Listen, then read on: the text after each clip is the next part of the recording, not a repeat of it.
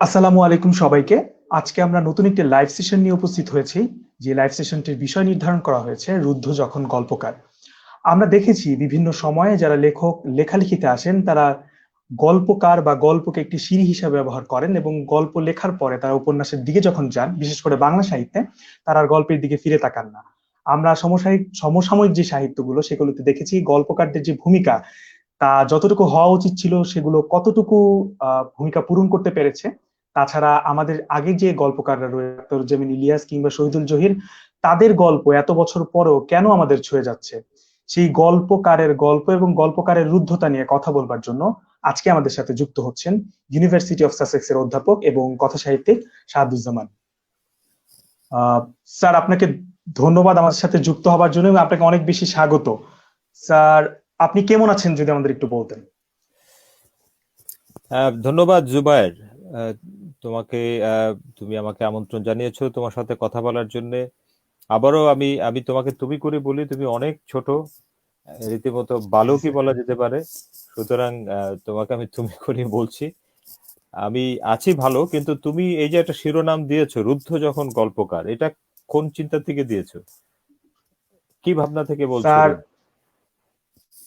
Sir গল্প আমি যেটা চিন্তা করি স্যার, যে যখন গল্পকার লেখেন সেক্ষেত্রে কি গল্পকারকে কোনোভাবে কোনো বিষয় প্রভাবিত করে কিনা, যে প্রশ্নটা আমি আপনাকে স্যার একটু পর করব, অথবা আচ্ছা। গল্পকার কি কোনোভাবে রুদ্ধ তা অনুভব করেন কিনা, স্যার এই ও, চিন্তা থেকে আসলে মূলত করা। আচ্ছা, সেই চিন্তা থেকে। আবার আমি ভাবলাম যে এখন তো আমরা এই সব কোভিড-19 এর ভিতরে আছি, সেই অর্থে আমি কিন্তু রুদ্ধই আছি। তুমি জিজ্ঞাসা করলে কেমন আছি, এক ধরনের রুদ্ধ আছি, তো শারীরিক ভাবে রুদ্ধ আছি। আমি তো ইউকে তে থাকি। ইউকে এখন আবার লকডাউন শুরু হয়েছে এই সপ্তাহ থেকে আচ্ছা, আসলে। আচ্ছা। সুতরাং সেই দিক থেকে ফিজিক্যালি রুদ্ধ আছি বলতে পারো।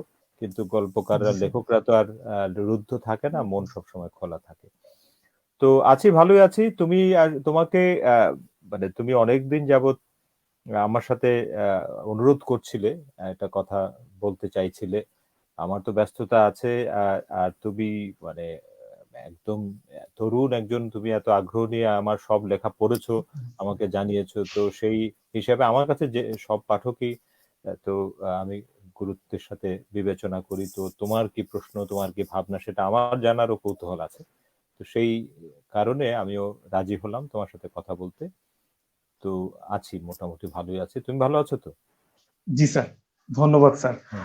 আহ স্যার, তাহলে আমরা প্রশ্নে যেতে চাই যে আমি স্যার একটা আমার কাছে খুব গুরুত্বপূর্ণ বা আমার কাছে যে জিনিসটা ভাবায় সেই ব্যাপারটা বলতে চাই যে এই মুহূর্তে আপনাকে যারা আমার বয়সী ছেলেমেয়েরা যারা আপনাকে গল্পকার হিসেবে চেনে তার চেয়ে বেশি চেনে হচ্ছে ডকু ফিকশনের কারণে।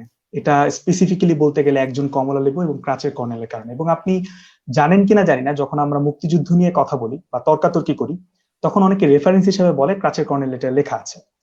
কিন্তু আমার প্রশ্ন হচ্ছে, আমরা খুব ভালো করে জানি যে ক্রাচের কর্নেল যাকে নিয়ে লেখা, কর্নেল তাহের, তিনি একজন জাসদের নেতা ছিলেন, মানে বামধারার রাজনীতি মনোভাবী ছিলেন। এবং হুম। আপনি নিজেও একসময় বামধারার মনোভাবে রাজনীতি বা এখনো আপনি সমাজতন্ত্রে বিশ্বাসী কিনা আমি জানি না, বাট আপনি বামধারার রাজনীতিতে বেশ হুম। আহ, ভালোই আর কি মানসিকতার দিক থেকে সমর্থন ছিলেন। তো আমার প্রশ্নটা হচ্ছে স্যার, একটা ঐতিহাসিক চরিত্র নিয়ে যখন আমি লিখছি তখন হুম। কি আমার আইডিওলজি বা তার আইডিওলজি, তার আদর্শিকতা কি আমাকে কোনোভাবে প্রভাবিত করছে কিনা? যদি প্রভাবিত করে, সেটা কি আমার সাথে লেখকের সাথে একটা বিশ্বাসঘাতকতা কিনা নিজের সাথে নিজে? স্যার, আপনি কি মনে করেন? আচ্ছা, ভালো প্রশ্ন। ডকু ফিকশন আমি দুটো ছাড়াও, যেমন ধরো ওই যে আহ, আধো ঘুমে ক্যাস্ট্রোর সঙ্গে আমার একটা ক্যাস্ট্রোর বই সঙ্গে। আছে। হ্যাঁ, জি স্যার। সেটাও একটা ডকু ফিকশন বলা যেতে পারে। ডকু ফিকশন একটা ফিকশন এবং ডকুমেন্টেশন বা ডকুমেন্টারির একটা কম্বিনেশন। জি এখন স্যার। তুমি যে কথাটা বলছো, এটা ইংরেজিতে বায়াস বলে অনেক সময়, না, পক্ষপাতিত্ব। তো প্রথম কথা হচ্ছে কি যে বায়াস, পৃথিবীর সব মানুষ, আনবায়াসড কোনো মানুষ নাই। আর নিরপেক্ষ বলে আসলে সেই অর্থে কিছুই নাই। কোনো মানুষের পক্ষে একেবারে অ্যাবসলিউট বায়াস ফ্রি হওয়া সম্ভব না। এটা একটা হিউম্যান কন্ডিশন। মানুষের একটা, তুমি যখন এই বাস্তবতার ভিতরে আছো, তখন তুমি কোনো একটা পজিশন তোমাকে নিতে হবে। একদম এই বায়াসের বাইরে যেতে হলে, যারা সাধু সন্ন্যাসী কিংবা বুদ্ধ নির্বাণ প্রাপ্তির জন্য ওই বায়াসের বাইরে যাওয়ার জন্য উনি ধ্যানে বসেছেন, একেবারে বিশ্ব সংসার থেকে বাইরে, যে আহ, এই কোনো পক্ষেই যাতে না থাকতে হয় সেরকম একটা সাধনায় গিয়েছেন। তো কিন্তু বাস্তবতা হইতে যখন তুমি যাচ্ছ, তখন এক ধরনের পক্ষপাতিত্বের জায়গা আছে। কিন্তু এই পক্ষপাতিত্বের বা বায়াসের দু ধরনের ব্যাপার আছে। একটা হচ্ছে তোমার, যদি আমি বলি যে এক ধরনের নিরীহ বায়াস, আর একটা হচ্ছে বিপজ্জনক বায়াস। এটা নিরাপদ পক্ষপাতিত্ব, আর একটা হচ্ছে বিপজ্জনক পক্ষপাতিত্ব। আমি যে পক্ষপাতিত্বের কথা বলছি, আহ, নানা ধরনের পক্ষপাতিত্ব আমাদের আছেই তো। যেমন ধরো, আহ, এমন দেশটি কোথাও খুঁজে পাবে না কো তুমি, আমি একটা গান গাইলাম, হ্যাঁ, এটাও তো ভয়ঙ্কর বায়াস একটা। আমার দেশকে আমার খুব ভালো লাগে। তো সেটা, কিংবা আমি অনেক, যখন এই মা দিবস হয়, বাবা দিবস হয়, আমার বাবার মতো পৃথিবীতে, আমার মার মতো পৃথিবীতে আর কোনো মা আর নাই। কেউ নাই। হুম, এটা তো বায়াস এক আচ্ছা, ধরনের। এবং জি স্যার। কিংবা ধরো, তুমি যখন যদি প্রেম করো কারোর সঙ্গে, একটা ছেলের বা একটা মেয়েরকে ভালো লেগে গেল, তখন তো সেটা কোনো একভাবে অনেক মেয়ের মাঝখানে একজনকে তো ভালো লাগছে, তো সেটা তো একটা বায়াস।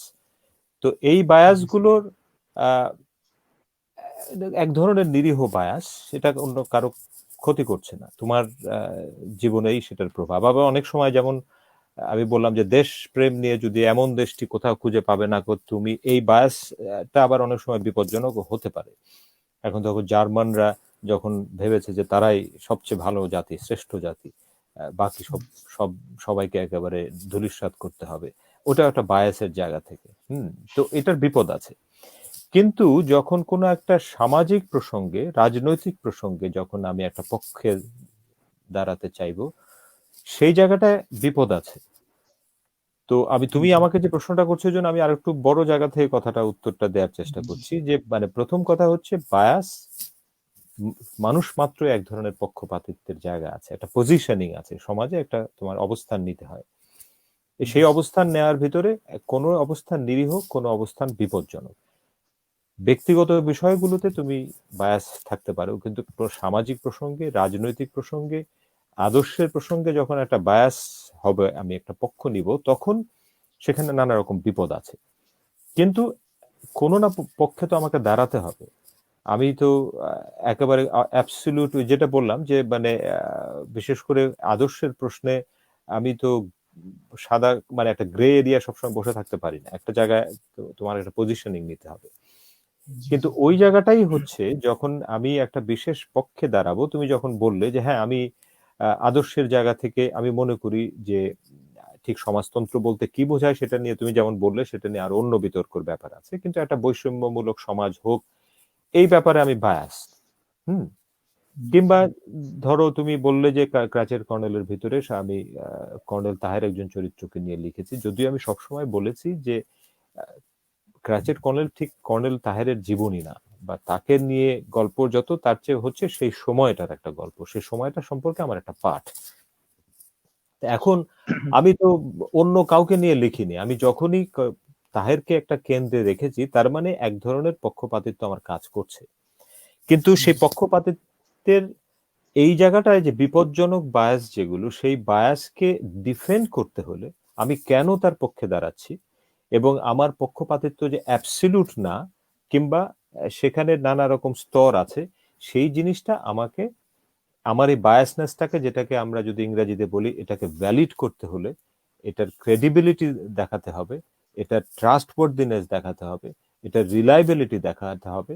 সেই জন্য আমি কেনই পক্ষ দাঁড়াচ্ছি, আমি এই পক্ষে দাঁড়ানোর জন্য আমার বহুবিধ এভিডেন্স আমাকে দাঁড় করাতে হবে। এবং তারপরে আমি বলবো যে আমি এই জন্য পক্ষটা নিয়েছি।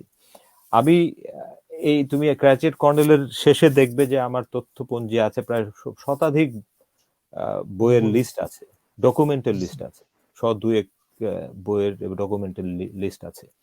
তো আমি যে একজনকে লিখছি, এখন তুমি সেটা বলতে পারো যে হ্যাঁ, আমি আমার একটা আহ, একটা বিশেষ পক্ষের জায়গা থেকে, একটা অবস্থান থেকে তো আমি লিখছি, একটা পজিশন থেকে লিখছি। কিন্তু জি সেই পজিশনটাকে জাস্টিফাই করার জন্য আমি মানে জাহাজ বোঝাই করে তথ্য উপাত্ত আনতে হয়েছে আমাকে, যাতে আমি যে পক্ষটা নিয়েছি সেই পক্ষটা আহ, কেন আমি নিয়েছি সেটা ট্রান্সপারেন্ট থাকে।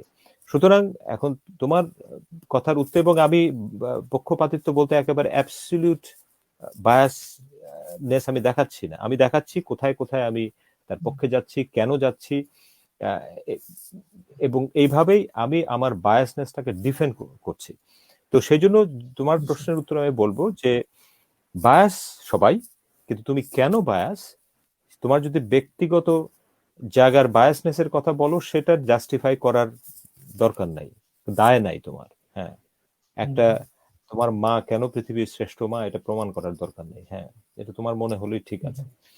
কিন্তু তুমি জি যদি জি বলো যে এই এই মানুষটি, রাজনৈতিক মানুষটি আমি মনে করি অন্যের চেয়ে ভালো, কেন তুমি সেটা বলছো, সেটার জন্য তোমার অগণিত তথ্য উপাত্ত এভিডেন্স যেটাকে বলি দিয়ে তোমাকে দাঁড় করাতে হবে, তারপরে অন্যেরা বাধ্য না তোমার কথাটাকে মেনে নিতে।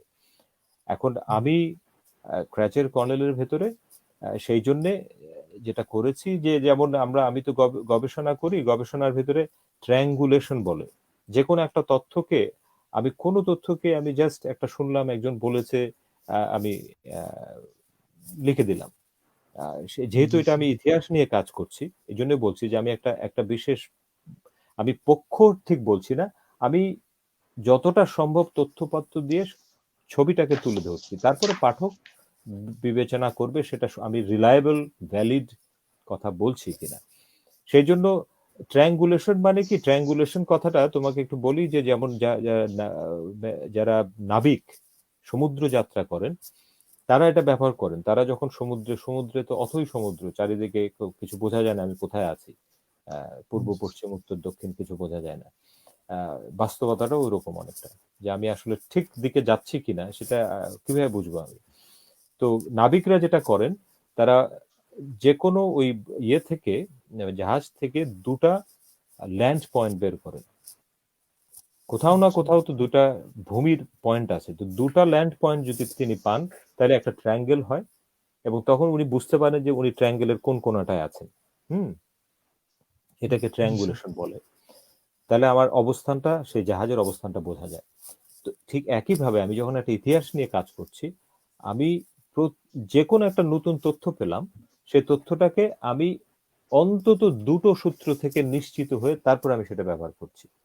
হুম, এটাকে ট্রায়াঙ্গুলেট বলে আর কি, তথ্যটাকে আমি জাস্ট অন্তত দুটো সূত্র আমাকে দিয়ে জাস্টিফাই করতে হবে।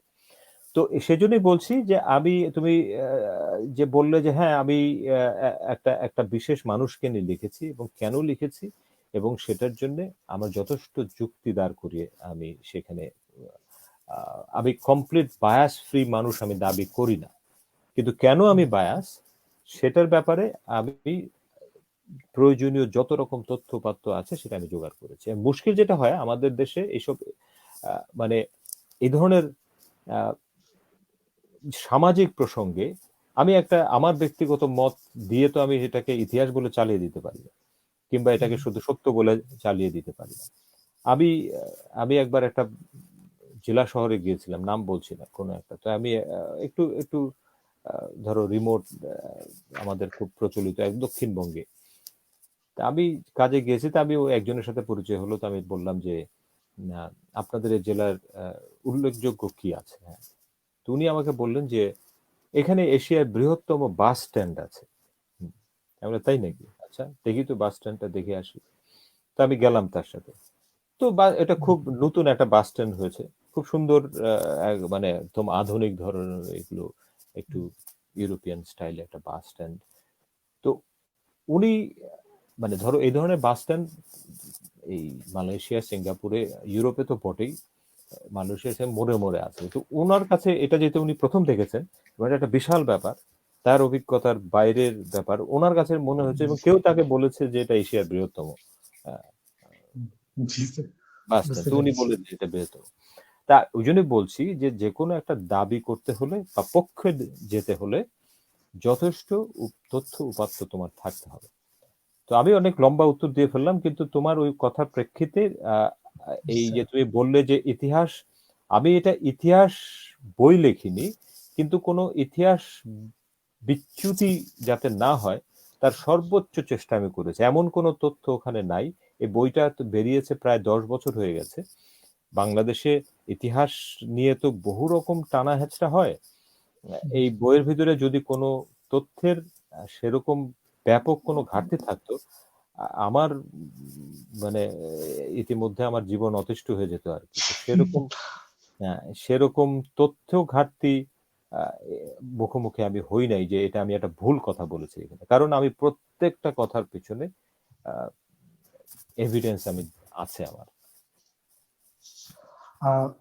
স্যার, আপনি অনেক পয়েন্টগুলো ধরছিলেন, ক্রেডিবিলিটির ব্যাপার বা স্বচ্ছতার ব্যাপার। স্যার, আমি আসলে এই বিষয়ে আরেকবার কথা বলবো যে এই রাজনৈতিক সচেতনতার ব্যাপারে, কিন্তু আমি তো বিষয়ের দিকে যেতে চাই, গল্পের দিকে। স্যার, আমরা দেখেছি যে আহ, আখতারুজ্জামান ইলিয়াস এবং শহীদুল জহিরের কথা না বললেই না।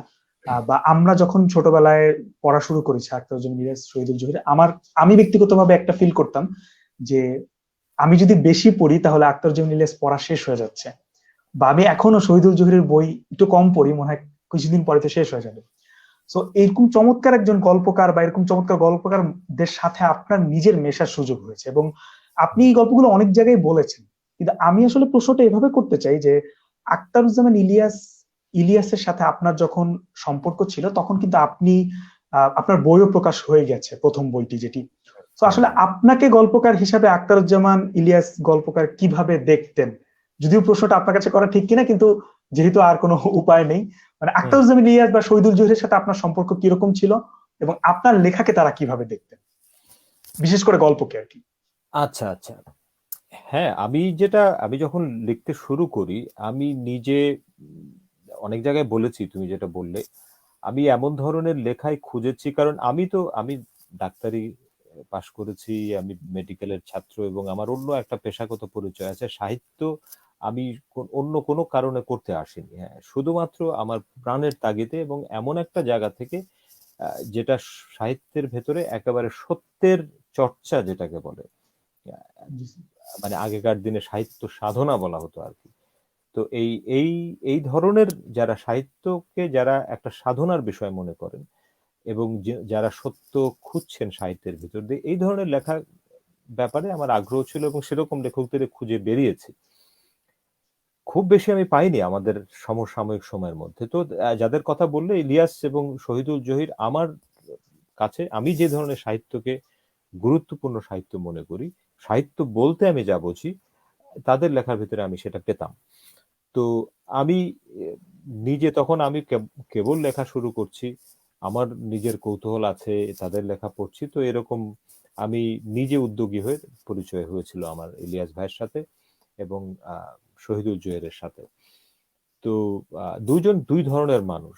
ইলিয়াস ভাই হচ্ছেন ভীষণ আড্ডাবাজ, খোলামেলা, মানে একেবারে মানে হইচই করা মানুষ। তার সাথে যতক্ষণ সময় কাটানো মানে হচ্ছে একটা চমৎকার, মানে প্রাণবন্ত সময় কাটানো দুজনের ক্ষেত্রেই। কিন্তু উনি ছিলেন খুব এক্সট্রোভার্ট কাইন্ডের মানুষ, আড্ডাবাজ যাকে বলে আর কি, একেবারে মানে জমিয়ে রাখতেন আড্ডা, এবং এমন পৃথিবীর এমন কোনো বিষয় নাই যে বিষয়ে তার সাথে গল্প করা যায় না। আমি তো ওনার চেয়ে অনেক ছোট ছিলাম, কিন্তু উনি যখন আমার সাথে একটা মানসিক যোগাযোগ ঘটে, এবং যখন উনি আমার আমার নিজের সাহিত্যে পাঠ এবং তার সাহিত্য পাঠ মিলে একটা যোগাযোগ ঘটে, উনি ওনার সাথে একেবারে দর্শন থেকে শুরু করে একেবারে মানে প্রেম ইত্যাদি, মানে যা কিছু কথা বলা যেত। শহীদুল জহির ভিন্ন ঘরানার মানুষ, উনি আবার খুব ইন্ট্রোভার্ট টাইপের মানুষ। উনি আড্ডাবাজ যেতে যা বলা হয় তার একেবারে অপোজিট। উনি কোনো আড্ডাবাজ, উনি একদম মানে আসর জমিয়ে কথা বলার সেরকম মানুষ ছিলেন না। উনি ছিলেন একদম, ওনার সাথে খুব ঘনিষ্ঠ না হলে উনি কথাই বলেন না, উনি একেবারে ভেতর ঘটানো মানুষ। আমি যখন ওনার বাসা প্রথম যাই, উনি তো খুবই উচ্চ পদস্থ সরকারি কর্মচারী ছিলেন। হুম, আমি যখন দেখা হয় তখন জি। উনি জয়েন্ট সেক্রেটারি ছিলেন মনে হয়। তো উনি তো ব্যাচেলার ছিলেন, উনি সরকারি ব্যাচেলার কোয়ার্টারে থাকতেন, উনি একটা রুমের ভিতরে থাকতেন। হ্যাঁ, তো উনার রুমে যখন আমি ঢুকেছি, মানে ডেফিনেটলি একজন জয়েন্ট সেক্রেটারি এবং কিন্তু আমার ওটা প্রথম একটা ধাক্কা ছিল আর কি। উনি একটা জাস্ট একটা চৌকি, একদম একটা মানে মেসের কিংবা ছাত্রদের হোস্টেলে যেরকম থাকে, একটা চৌকি, একটা আলনা, একটা ছোট বইয়ের র্যাক, একটা টেবিল চেয়ার, একটা ল্যাপটপ, দুটো ইজি চেয়ার, এই তার সংসার, আর কিচ্ছু নাই তার ওখানে। তো ওই একটা ইজি চেয়ারে আমি বসতাম, আর একটা ইজি চেয়ারে উনি বসতেন, বসে এই গল্প হতো। আহ, আমার মনে হয়েছিল, তোমরা পড়েছো কিনা দস্তয়েভস্কির ক্রাইম এন্ড পানিশমেন্ট উপন্যাস, খুব ক্রাইম এন্ড ফেমাস। পানিশমেন্ট হ্যাঁ, তো পড়েছি। ওখানে ওইটার যে মূল চরিত্র রাসকলনিকভ, রাসকলনিকভ সে আহ, একটা চিলা কোঠার ভিতরে একা একা থাকে, ওরকম একটা ছোট্ট একটা ঘরের ভিতরে একা একা থাকে সারাদিন, পরে আর মানে অন্য কিছু করে না। তো ও যে বাড়ি বাড়ি যে বাড়ি মালিক মহিলা একজন, তাকে খুব ইয়ে করতো যে তুমি করো কি, একটা ইয়াং ছেলে সারাদিন ঘরের ভিতরে বসে থাকো, তুমি কাজ করো না? তো রাসকলনিকভ বলে, হ্যাঁ আমি তো কাজ করি, সারাক্ষণই কাজ করি। কি কাজ করো তুমি? বলে, আমি চিন্তা করি, এটাই তো আমার কাজ। হুম। তো ওই যে তার ঘট আমার কাছে, যখন শহীদুল জহিরের রুমের ভিতরে ঢুকলাম, আমার আমার ওই আমি তো আর দেখি নাই, কিন্তু আমি দস্তয়েভস্কি পড়ে রাসকলনিকভের ঘরটা যেরকম আমি কল্পনা করেছি, শহীদুল জহির ঘরটা ওরকম ছিল। তো উনার কিন্তু দুটা নাম ছিল। উনি যখন অফিসে থাকতেন তার নাম ছিল শহীদুল হক, উনি কিন্তু তারই ভাবে হচ্ছে শহীদুল হক, উনি জয়েন্ট সেক্রেটারি আচ্ছা, আচ্ছা। ছিলেন, কিন্তু উনি লেখক ছিলেন শহীদুল জহির। তো উনি একটা দুটা পার্সোনালিটি মেনটেন করতেন। উনি ঘরে, উনি যখন অফিসে থাকতেন তো উনি শহীদুল হক, এবং উনি যখন ঘরে চলে আসতেন উনি শহীদুল জহির, এবং এটা ভিন্ন মানুষ, হ্যাঁ, একেবারে। তো উনার সাথে আহ, ওই উনি এক প্রশ্ন করলে উনি উত্তর দেবেন, আর যদি কোনো প্রশ্ন না করে, আমরা এমনও হতো প্রথম দিকে, উনি বসে আছেন, আমি বসে আছি, আহ, মানে যেহেতু আমি কোনো প্রশ্ন করছি না, উনি কোনো কথা বলছেন, উনি কোনো কথা বলবেন না যতক্ষণ পর্যন্ত প্রশ্ন, আমরা যেমন আড্ডা দেই না যে উনি একটা বললো আমি একটা, উনি তা বলেন না, উনি চুপ থাকেন অনেকটা আহ, ইয়ের মতো, মানে রোবোটিক ইয়ে আছে না, প্রশ্ন করলে উত্তর দেয়। আহ, জি উনি, স্যার, বুঝতে পেরেছি। হ্যাঁ, উনি কিছুটা প্রথম দিকে এরকম, কিন্তু যখন আস্তে আস্তে তার সাথে যখন উনি যখন একটু নিশ্চিত হন যে এর সাথে কথা বলা যায়, বা উনি একটু আসতে, তখন উনি অনেক কথা বলেন, আমার সাথে অনেক কথা হয়েছে। তো এখন ইনারা ছিলেন হচ্ছে মগ্ন লেখক, একেবারে লেখা ছাড়া ওনাদের কাছে আর অন্য কোনো কিছু বিবেচনার ব্যাপার ছিল না। ইভেন ওনারা আহ, মানে পাঠক এগুলোর সাথে যোগাযোগ রাখতে চাইতেন না, অনুষ্ঠান টনুষ্ঠানে যাইতেন, মানে যেতে চাইতেন না। ইলিয়াস ভাইকে কোনোদিন কত মানুষ এখন, আমরা টেলিভিশনে উনি কোনোদিন আসেন নাই, ওনার টেলিভিশনে মুখ দেখা গিয়েছিল ওনার মৃত্যুর পরে, ওনার ডেড বডি দেখা গেছিল, এছাড়া উনি জীবনে কোনোদিন টিভিতে আসেন নাই। শহীদুল জহির তো প্রশ্নই আসে না, শহীদুল জহিরকে কোনো অনুষ্ঠানে ডাকলে উনি যেতেন না। উনি এগুলিকে মনে করতেন যে মানে এগুলো এগুলো আমার আমার যে সাহিত্যের ধ্যানস্থটাকে ডিস্টার্ব করে। ওনার কাজ ছিল হচ্ছে যে আমি আমি কমপ্লিটলি ডুবে থাকবো লেখায়, এবং সেটা যে ধরনের ধ্যান দাবি করে, এগুলো এক্সটার্নাল জিনিসগুলো ডিস্টার্ব করে। তো এনিওয়েজ, তুমি যে প্রশ্নটা করলে, ওনার ডেফিনেটলি আমি তখন লেখক হিসেবে কেবল আমার একটা বই বেরিয়েছে যখন ইলাস ভাইয়ের সাথে পরিচয় হয়, এবং তারপরে উনি মারা গেলেন, ওনার ডেথ বেডেও আমি একদম যেদিন মারা যান সেদিন পর্যন্ত ওনার বিছানায় আমি ছিলাম, এবং ওনার এই খোয়াবনামা যখন বেরোয়, আমি বইটা নিয়ে, উনি তখন কলকাতাতে অপারেশন হচ্ছে, আমি নিয়ে গিয়েছিলাম বইটা, ওনাকে প্রথম হাতে পায়ের দিয়েছিলাম। অপারেশন হচ্ছিল স্যার? হ্যাঁ, পায়ের অপারেশন হচ্ছিল। আপনার লেখা থেকেই পেয়েছি আর কি। হ্যাঁ, হ্যাঁ। তো ইলিয়াস ভাই যেটা হয়েছে যে, এটা আমি লিখেওছি কয়েক জায়গায়, যে ইলিয়াস ভাই আমার যে প্রথম কয়েকটি বিহবল গল্পের যে প্রথম গল্পগুলো, এই গল্পগুলো মানে আমি ছাপাইনি, আমি তখন জাস্ট লিখেছি। লিখে আমার বন্ধু এবং আমার খুব কাছের কিছু মানুষ ছাড়া, আমার আমার স্ত্রী আমার লেখা পড়ে, তারপরে আমার ঘনিষ্ঠ দু একজন বন্ধু আছে, এরা পড়েছে। এর বাইরে যারা লেখক বলতে প্রচলিত এবং প্রতিষ্ঠিত লেখক, তখন ইলিয়াস ভাই। আমি ইলিয়াস ভাইকে প্রথম পড়তে দিয়েছিলাম একটু দ্বিধান্বিত হয়ে, যে ইলিয়াস ভাই আমি তো কয়েকটা গল্প লিখলাম, পড়েন। তো উনি আমার প্রথম ভীষণ রকম সাহস দিয়েছিলেন ইলিয়াস ভাই আমার লেখাগুলি পড়ে, এবং তিনি আমাকে বলেছিলেন যে অবশ্যই এটা বই বই হিসাবে বেরোনো উচিত। উনি নিজে ব্যক্তিগতভাবে কারণ আমার বই বেরোনোর পরপরই উনি মারা যান ইনফ্যাক্ট, কিন্তু তার আগে উনি আমাকে আমার ওই বইটা প্রকাশের পরে, এবং তারপরে উনি উনি তৃণমূল বলে একটা পত্রিকা আহ, সম্পাদনা করতেন লেখক শিবিরের জায়গা থেকে। তো উনি নিজে আমার কাছে যে গল্প ছাপিয়েছিলেন ওখানে, হারুনের মঙ্গল হোক বলে আমার একটা গল্প আছে, গল্পটা উনি আমাকে চেয়েছিলেন এবং সেই গল্প নিয়ে অনেক উনি ছাপানোর পরে একটা অংশ উনি আমার সাথে পরামর্শ করে উনি বলেছেন এই জায়গাটা বদলাও, তারপর আমি বদলেছি। তো আমার লেখার ব্যাপারে উনার খুব ইতিবাচক আহ, তো অবশ্যই ছিল। উনি আমাকে, আমি যে পরবর্তীতে লেখার সাহস পেয়েছি, ইলিয়াস ভাইয়ের কনস্ট্যান্ট একটা সাপোর্ট ছিল এবং ওনার সাথে আমি আমার লেখা নিয়ে বিস্তারিত আলাপ করার সুযোগ পেয়েছি। শহীদুল জহিরের সাথেও পরে, শহীদুল জহির বরং আমার আমার দুটা বই বেরিয়েছে ইতিমধ্যে, এবং উনি, তোমরা জানো কিনা জানি না, উনিও আমার লেখা খুবই পছন্দ করতেন এবং লেখা নিয়ে খুব কথা হয়েছে। আমি উনার লেখা নিয়ে অনেক মন্তব্য করেছি, উনি আমার লেখা নিয়ে মন্তব্য করেছেন, এবং উনি ওনার জীবদ্দশা একটা মাত্র বইয়ের রিভিউ করেছেন সারা জীবনে, উনি কোনো অন্য কারো বইয়ের রিভিউ করেননি, এবং সেটা আমার একটা বই, বিসর্গতের দুঃখ। এই বইটা উনি রিভিউ করেছেন এবং ওনার জীবনে ওই রিভিউটা একটাই। কোথায় পাওয়া যাবে স্যার? পড়ি নাই এটা স্যার। তো, এটা প্রথম আলোতে ছাপানো হয়েছিল, তারপরে এটা আমার বিসর্গতের দুঃখ যে বইটা, সেই বইটাতে আমি একটা আলাদা বই আছে, সেই বইটাতে আমি ওই রিভিউটা ইনক্লুড করেছি, ওনার ওনার সেই রিভিউটা। তো এটা আমার জন্য একটা আনন্দের ব্যাপার যে উনি আহ, ওনার জীবনে যে একটা বই রিভিউ করেছেন সেটা আমার বই। তো এবং আমার লেখার শক্তি দুর্বলতা ইত্যাদি নিয়ে ওনার সাথে অনেক কথা হয়েছে, সেরকম খুব রিচ আড্ডা দিতে পেরেছে ওনার সাথে। আর তুমি যদি বলো যে আমার লেখার ব্যাপারেও উনি খুব আমাকে বলতেন যে আমি যেন লেখাটা কন্টিনিউ করি। তো পজিটিভ ইমপ্রেশন ছিল দুইজনেরই। আসলে ব্যাপারটা আমাদের কাছে একটু ফ্যান্টাসির মতো লাগছে যে সাজুন আক্তার, যেমন ইলিয়াস বা শহীদুল জহির, এবং আপনি শহীদুল জহির সম্পর্কে যে বর্ণনাটা দিচ্ছিলেন সেটা আপনি খুব সম্ভবত 2008 সালে প্রথম আলোতে একটা লিখেছিলেন, পরে আপনার লেখালেখি বইতে এটা আসে। তো রাইট। স্যার, আমি আসলে আমি আপনার গল্পে একটু ঢুকতে চাই যে আপনি আমি যেটা খেয়াল করেছি, আখতারুজ্জামান ইলিয়াস গল্পকার হিসেবে যেগুলো লিখছেন খুব সাবলীল ভাবে লিখছেন, মানে যেটা হয়তো আমার মায়ের সাথে আমার যে বয়সের পার্থক্য বা তার সংস্কৃতি আমার সংস্কৃতি যে বড় হয় সেটাও সে বুঝতে পারছে যেভাবে আমিও পারছি। আহ সাথে সাথে শহীদুল জহিরের গল্পটার ভাষা, আপনিই লিখছিলেন যে কিছু ক্ষেত্রে মনে হতে পারে দুর্বোধ্য, কিন্তু দিন শেষে গল্পটা একটা অদ্ভুত রকমের সৌন্দর্য প্রকাশ করছেন। কিন্তু সেই দুজনের মাঝে থেকে ওই যে ট্রায়াঙ্গেল যে দৃষ্টিকোণ, তার মাঝে থেকে আপনার গল্প কিন্তু একদমই আলাদা দেখতে পাই আমরা।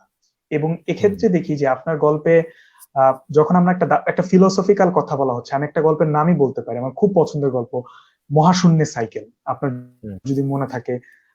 একটা মহাশূন্যে সাইকেল যখন আমি পড়ছি, আমি প্রাথমিকভাবে আমার মনে হচ্ছে এক ধরনের সাসপেন্স তৈরি করছে বা এক ধরনের থ্রিল তৈরি করছে, কিন্তু গল্প একটা এমন একটা জায়গায় গিয়ে শেষ হচ্ছে যেটা আসলে আমি বেশ কনফিউজড হয়ে যাচ্ছি যে আমি কি ফিলোসফিটা নিব না গল্পটা নিব। এই যে গল্পের রূপতাত্ত্বিক একটা ভ্যারিয়েশন, এই ব্যাপারটা আপনি আসলে কিভাবে দেখেন? আচ্ছা, জুবাইর, ভালো প্রশ্ন করছো তুমি। আমার মনে হয় যে এটাও মানে যেই গল্পের করণের জায়গা থেকে, ভাবনার জায়গা থেকে এই ভাবনাগুলো জরুরি। আমি যেটা যেটা তুমি যেহেতু আমার লেখা পড়েছো, নিশ্চয়ই খেয়াল করেছো যে আমার গল্প আমি সবসময় অন্য জায়গায় বলেছি যে আমি মূলত একটা ভাবনাকে বলতে চাই। তুমি যখন ফিলোসফির কথাই যদি বলো তাহলে, বা আমি একটা পলিটিক্যাল ফিলোসফি বা একটা এক্সিস্টেন্সিয়াল ফিলোসফি, এই একটা নির্দিষ্ট ভাবনার কথাই গল্পে বলতে চাই। কিন্তু আমি তো দার্শনিক না, আমি সমাজ বিজ্ঞানী না, আমি রাজনীতিবিদও না, আমি যে গল্পকার। সেজন্য আমার গল্পটা হচ্ছে আমার মাধ্যম সেই ভাবনাটায় নিয়ে যাওয়া। এই জন্য আমি একটা গল্পের চ্যানেলের ভেতরে ঢুকিয়ে দেই দর্শককে, এবং আমার উদ্দেশ্যটা থাকে যে আমি, আমার মিডিয়াটা হচ্ছে, আমার দর্শন চর্চার মিডিয়াটা হচ্ছে গল্প। এবং আমি ওই গ্রামে দেখেছো যে ছোট মাছ ধরার নানা রকম জাল থাকে তো, এই মানে ইয়েটা থাকে খুব একটু ছোট্ট একটা মুখ থাকে, তারপরে মাছটা ওর ভিতরে ঢুকে তারপরে তো আটকে যায়, আর তো বেরোতে পারে। হ্যাঁ, একটা বড় ইয়ের ভিতরে ঢুকে যায়। তো যদি গল্পের কথাই বলো, যে আমি গল্পের ভেতরে মানে আমি পাঠককে সেই ছোট্ট দরজা দিয়ে ঢুকিয়ে ফেলতে চাই প্রথমে, ঢুকিয়ে তারপরে আমি একটা বড় ভাবনার ভিতরে তাকে নিয়ে যেতে চাই। তো এখন সেজন্যে মানে মানুষের তো একটা গল্পের তৃষ্ণা আছে, একদম এটা ইনস্টিংক্টিভ প্রবৃত্তির মতো। হ্যাঁ, মানুষ একেবারে সেই আদিম কাল থেকে ঠিক ক্ষুধার মতো অন্য যে প্রবৃত্তিগুলো আছে তার মতো গল্পের একটা তৃষ্ণা এবং ক্ষুধা মানুষের আছে। তো সেই জন্যে আমি আমার দর্শনের কথাটা গল্পের ভেতর দিয়ে বলতে চাই। এখন এটা ট্র্যাডিশন যদি তুমি বলো, এটা আমাদের এই অঞ্চলে বহু মানে জাতকের যে গল্প, সেগুলো তো আসলে একটা দর্শনের কথাই বলা। ঈশপের যে গল্প ছিল সেটা এগুলো হচ্ছে দর্শনের কথাই বলা। ইভেন আমাদের রূপকথার যে গল্পগুলো, রূপকথা হচ্ছে একটা মানে বাচ্চাদের বলা হয় যে বাচ্চাদের রূপকথা কেন পড়ানো হয়, তারা এই গল্পটা পড়ে কিন্তু এর ভেতর দিয়ে তাদের এক ধরনের থট প্রসেস হয়। এই যে জি স্যার। একটা রাজপুত্র একটা রাজকন্যাকে কাছে যেতে চাচ্ছে, একটা জঙ্গলের ভিতরে ঢুকেছে, সেই জঙ্গলের ভিতরে নানা রকম আহ, মায়া আছে, ডাইনি বুড়ি আছে, বিভিন্ন কিছু আছে এবং সেগুলোকে সে কাটিয়ে কাটিয়ে যে রাজকন্যার কাছে পৌঁছাচ্ছে। আর জীবনটাও এরকমই। জীবনটার একটা লক্ষ্যর দিকে তুমি যেতে চাও, সবাই একটা লক্ষ্যের দিকে যেতে চায়, কিন্তু পথে পথে নানা মায়া আমাদের বিভ্রান্ত করে। সেটা কিভাবে তুমি জয় করবে, লাইফ মানে যে ইজি না, এরূপ কথা গল্প করতে করতে কিন্তু সে এই ভাবনাগুলো দিয়ে তাড়িত হয়। তো এখন একজন ভালো গল্পকার আমি মনে করি, বা বা আমি যেসব গল্প পড়ে বিশ্ব সাহিত্যের যে গল্পগুলো আমাদেরকে এনরিচড করে, সেগুলো অনেক মানে বহু স্তরী গল্প হয়। মানুষের গল্প তো মানে কিছু লেখক থাকেন যারা ভাষাটাকে শুধু গল্পটাকে চালিয়ে নেয়ার একটা মাধ্যম মনে করেন। মাধ্যম হিসেবে মনে করো, যে এটা একটা আমার একটা গল্প আছে, গল্পটা বলতে হবে, সেটার জন্য আমার কিছু অক্ষর আছে, শব্দ আছে, বাক্য আছে, এটা দিয়ে আমি গল্পটা বলবো। হ্যাঁ, সেটা বহু লেখক করেন সেটা। কিন্তু অনেক লেখক এই এই ভাষাটাকেই বাংলা শব্দ অন্য কোনো শব্দ তো আমাদের চেনা পরিচিত শব্দগুলো দিয়েই তারা পাঠককে নানা রকম অভিজ্ঞতার ভেতর দিয়ে নিয়ে যান। এবং সেটা যে যত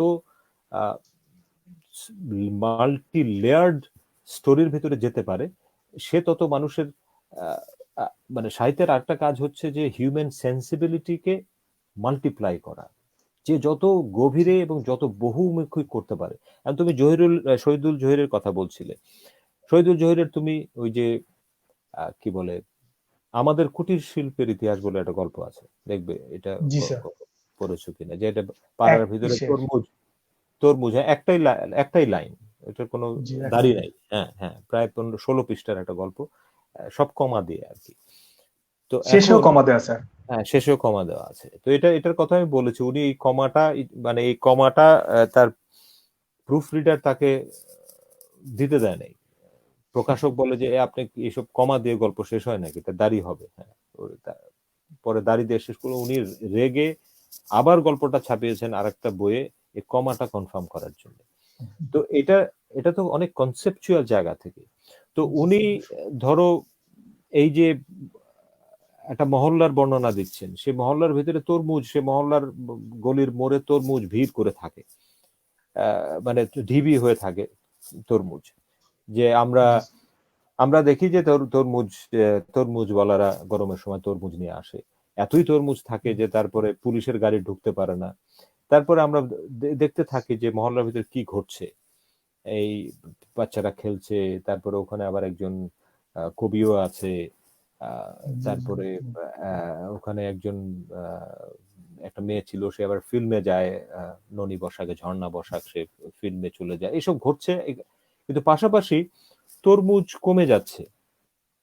একটা সময় দেখা গেল যে সেই যেটা ঢিবি হয়ে থাকতো তো পাড়ার মোড়ে, আমরা এক সময় যেতে যেতে যেতে একটা দৃশ্য দেখতে পাচ্ছি যে মাত্র 3টা তরমুজ আছে। তাও নাই, ওটা ফালি ফালি করে বসে আছে। তরমুজ আস্তে আস্তে কমে যাচ্ছে কেন? তো সেটার জি থেকে আমরা যদি গল্পের ভিতরে দেখবে যে একদম স্তর করা আছে, কেন তরমুজ সাপ্লাই আসতেছে না, ট্রাক বন্ধ হয়ে যাচ্ছে। তো কেন ট্রাক বন্ধ জি হয়ে যাচ্ছে? কারণ ট্রাকের যে নাট, যে যে পার্টস আছে, সে পার্টস এর উপরে ট্যাক্স বেড়ে গেছে। তো ট্যাক্স বাড়ানোতে ট্রাক লোকেরা ধর্মঘট করছে, সুতরাং ওই উত্তরবঙ্গ থেকে তরমুজ আসতেছে না। এটা একটা পুরো পলিটিকো ইকোনমিক ব্যাপার কিন্তু। কিভাবে রাজনীতি অর্থনীতির সাথে তরমুজ, একটা পাড়ার ভিতরে তরমুজ কমতে কমতে 3টা তরমুজ হয়ে যাচ্ছে। গল্পটা আমি পড়ছি তরমুজের, কিন্তু এটার ভেতর দিয়ে আমি পুরো একটা দেশের সোশিও পলিটিক্যাল সিনারিওটা জেনে যাচ্ছি। তো একজন ম্যাচিউরড গল্পকার আমি এরকম করে পাঠককে নানা স্তরের ভেতরে নিয়ে যান, খালি গল্প শোনান না আর কি। এবং উনি কমাটা দিয়েছিলেন এই সেন্সে, উনি বলেছিলেন যে এই এই পাড়ার মহল্লার জীবনের একটা রিপিটেটিভ ব্যাপার আছে, পৌনঃপৌনিক ঘটতে থাকে। তো ওই সার্কেলের মতো, তো সার্কেলটা আমি স্টপ করে দিতে চাই না। এই কমা দেওয়ার মানে হচ্ছে এই ঘটনা এরকম আরো ঘটতে থাকবে। তো এগুলো তো হচ্ছে তোমার একটা সেরিব্রাল, একটু একটু মনন দিয়ে গল্পগুলো বুঝতে পারার ব্যাপার আছে। তো আমি বলতে পারো যে এই এই যে বিভিন্ন স্তরের লেয়ার্ড স্টোরির ব্যাপারে আমার নিজের আগ্রহ আছে, আমি নিজে সেরকম বলতে চাই। একটা গল্পের ভিতরে আর একটা গল্প ঢুকিয়ে এই এই যে রাসান পুতুল পাওয়া যেত এক সময়, এক পুতুলের ভিতরে আর এক পুতুল থাকে, দেখেছো নাকি?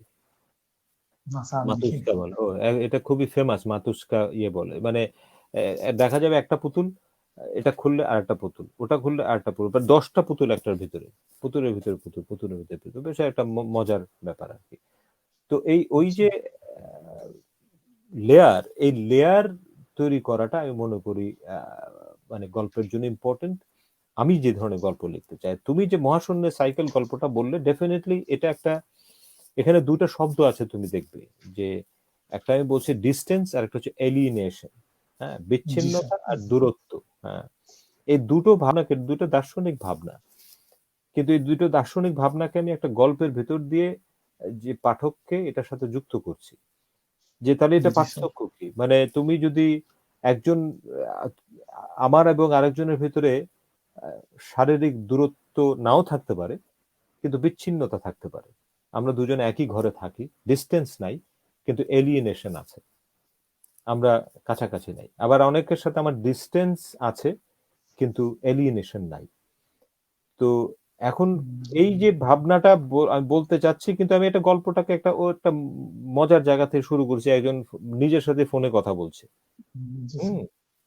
এবং ওই যে তুমি বললে যে এটা একটা থ্রিলার ইম্প্যাক্ট আছে, থ্রিলার কাইন্ড অফ, মানে স্যার এইটাই তো একটা গল্প হতে পারে যে একজন একজনের সাথে কেমনে ফোনে কথা বলতেছে। হ্যাঁ হ্যাঁ, আমরা যেগুলো দেখি আর কি। সেটাই তো। এখন তো লেখকের কাজ তো হচ্ছে ইমাজিনেশনকে যে যতটা এক্সপান্ড করা যায়। তো থ্রিলার তো একটা ভালো জনরা, ইন্টারেস্টিং জনরা, কিন্তু আমার থ্রিলার ব্যবহার not for the sake of thriller, rather একটা একটা পার্টিকুলার থিম, একটা ফিলসফি, একটা একটা পার্টিকুলার আইডিয়াকে আমি জেনারেট করার জন্য অনেক সময় থ্রিলার জনরাকে ব্যবহার করি। তুমি ক্র্যাচের করো না তো, একজন কমলা লেবুর এক ধরনের থ্রিলার ইম্প্যাক্ট আছে। শুরুতে আমি বলছি যে এই যে জীবনানন্দ দাশ মারা গেল, এটা কি দুর্ঘটনা, খুন আত্মহত্যা, নাকি খুন, নাকি এটা খুন? তো এটাও তো এক ধরনের একটা একটা থ্রিলার কোশ্চেন, তাই না? কিন্তু আমি তো থ্রিলার ওই অর্থে লিখি নাই, বাট আমি সেই থ্রিলার সেন্টিমেন্টটাকে ব্যবহার করেছি একরকম। স্যার আমার কাছে অনেকগুলো প্রশ্ন আসে, কিন্তু স্যার এইখানে আমার মাথায় একটা প্রশ্ন আসতেছে, সেটা হচ্ছে স্যার আপনি ফিলোসফিক্যাল কথাগুলো বললেন, প্লেন গল্প তো আছে। প্লেন বলতে বোঝাতে যাচ্ছে একজন ফ্ল্যাট, মানে আমি জানি না, আমার কাছে মনে হচ্ছে ফ্ল্যাট, কিন্তু গল্পের কিন্তু আবেদন কমে। আমি একটা গল্পের কথা বলতে পারি, যেটা আমি গ্রামে গিয়ে একটা আসর জমিয়ে গল্প করছিলাম সবার সাথে, যে হয়তো ফিলোসফিক্যাল জায়গা বোঝে না। সেটা হচ্ছে কেদো বাঘের গল্প। মানে একটা বুড়ি তাকে একটা কেদো বাঘের গল্প শোনায়। এখানে বলবো না যে ফিলোসফি নাই, এখানে দেখা যায় যে যে উত্তম পুরুষে বলতে তার মাথায় হচ্ছে মিশরের কায়রোর একটা পলিটিক্স ঘটতেছে, কিন্তু একদমই একটা রুরাল সময় তুলে আনা, যেখানে গল্পটা আসলে মনে হচ্ছে মুখ্য ওটাই। কিন্তু এখানে প্রশ্নটা আমার অন্যভাবে করতে চাই, যে যদি এইভাবে বলি স্যার, যে আপনি আখতারুজ্জামান ইলিয়াস বা শহীদুল জহিরের গল্প আমাদের ভালো লাগে বা আমরা আলোচনা করি কেন? কারণ তারা সময়ের পরও টিকে আছেন। মানে এমন না যে ওই সময় উনি লিখেছেন, 1 বছর পর ভালো লাগে না। আপনি দেখবেন স্যার, আপনার সাথে আমার বয়সের পার্থক্য 40 বছরের, যেটা আমি বলছিলাম, যে আপনি যখন জন্মগ্রহণ করছেন তখন আমার নামও নাই। আপনার 40 বছর পর আমি জন্মগ্রহণ করছি, কিন্তু তাও আপনার গল্প আমার গল্প ভালো লাগছে, এইটা কেন? আপনার ফিলোসফি আমার ফিলোসফি কিভাবে মিলছে 40 বছরের গ্যাপে? সেটা তো ভিন্ন বিবেচনার মানে এটা গবেষণার বিষয়, কিন্তু এটা আমি বলে বলছি না, কিন্তু আমিও যেমন আমি এখন ধরো বিভূতিভূষণ কেন পড়ছি, হ্যাঁ, কিংবা মার্কেজ কেন পড়ছি। মার্কেজ তো আমার বাবার জন্মের মানুষ। তো প্রশ্নটা হচ্ছে যে আমি ওই জন্যই বলছিলাম যে যদি মানে সাহিত্যের কাজটা তো হচ্ছে যে আমরা তো প্রত্যেকে আসলে এই যে যে বাস্তবতাটার ভিতরে আমরা আছি, এই বাস্তবতাটা থেকে আহ, এক ধরনের এই বাস্তবতাটা তো খুব কেওটিক, এটার একটা মেক সেন্স করা খুব ডিফিকাল্ট। মানে যে কোনো মানুষের পক্ষে যেটা কি ঘটছে, আমরা পৃথিবীতে কেন আসছি, এই যে একটা মানুষ, আমি একটা বিশেষ দেশে জন্ম নিয়েছি, আমার সম্পর্ক, আমার বাবা মা আছে, আমার ভাই বোন আছে, কিংবা আমি সংসার করলাম, প্রেমিক আছে, স্ত্রী আছে, বা স্বামী আছে, এই রাজনীতি হচ্ছে, খুব জটিল কেওটিক একটা জায়গা। প্রত্যেকটা মানুষ এই জীবনের একটা সেন্স মেক করতে চায় যে এগুলো কি, মানেটা কি। এই সেন্স মেকিং এর ক্ষেত্রে সাহিত্য একটা বড় ভূমিকা পালন করে। সাহিত্য যেটাকে এই এই বাস্তবতা থেকে একটা টুকরো বের করে নিয়ে এসে, স্লাইস অফ লাইফ বের করে এনে এমন ভাবে আমি প্রেজেন্ট করি, এটা আহ, তোমার যে প্রত্যেকটা মানুষ কিন্তু বেসিক্যালি একা একা এই পৃথিবীকে ফেস করতে হয়। হুম। সে যত তোমাকে তোমার এই শরীরটা দিয়ে, তোমার এই মনটা দিয়ে এই পৃথিবীকে ফেস করতে হবে। এটা অন্য কেউ তোমাকে নানাভাবে সাহায্য করতে পারে। তো এই যে একক জার্নিতে তার মাথাটা দিয়ে তাকে সে জার্নিটা করতে হয়। এই ভাবনায় তার যে সেন্সেস গুলো আছে, তার বুদ্ধি, তার আবেগ, তার বিভিন্ন যে সেন্সেস, এই সেন্সেস গুলোকে যে যত বেশি উদ্দীপ্ত রাখতে পারে, শার্প রাখতে পারে, সে তত বাস্তবতাটাকে ডিল করতে তার পক্ষে সহজ হয়। সাহিত্য সেই সেন্সিবিলিটিতে হেল্প করে। তো যেই সাহিত্য, এই জন্য বললাম যে একা আমি যখন যাচ্ছি, তখন তুমি যদি একটা সাহিত্য পড়তে যে তোমার মনে হয় তোমার যে নিজস্ব অস্তিত্বের প্রশ্ন, অনেক কিছু দিয়ে তুমি তাড়িত হচ্ছ, তুমি বুঝতে পারছো না অনেক কিছু।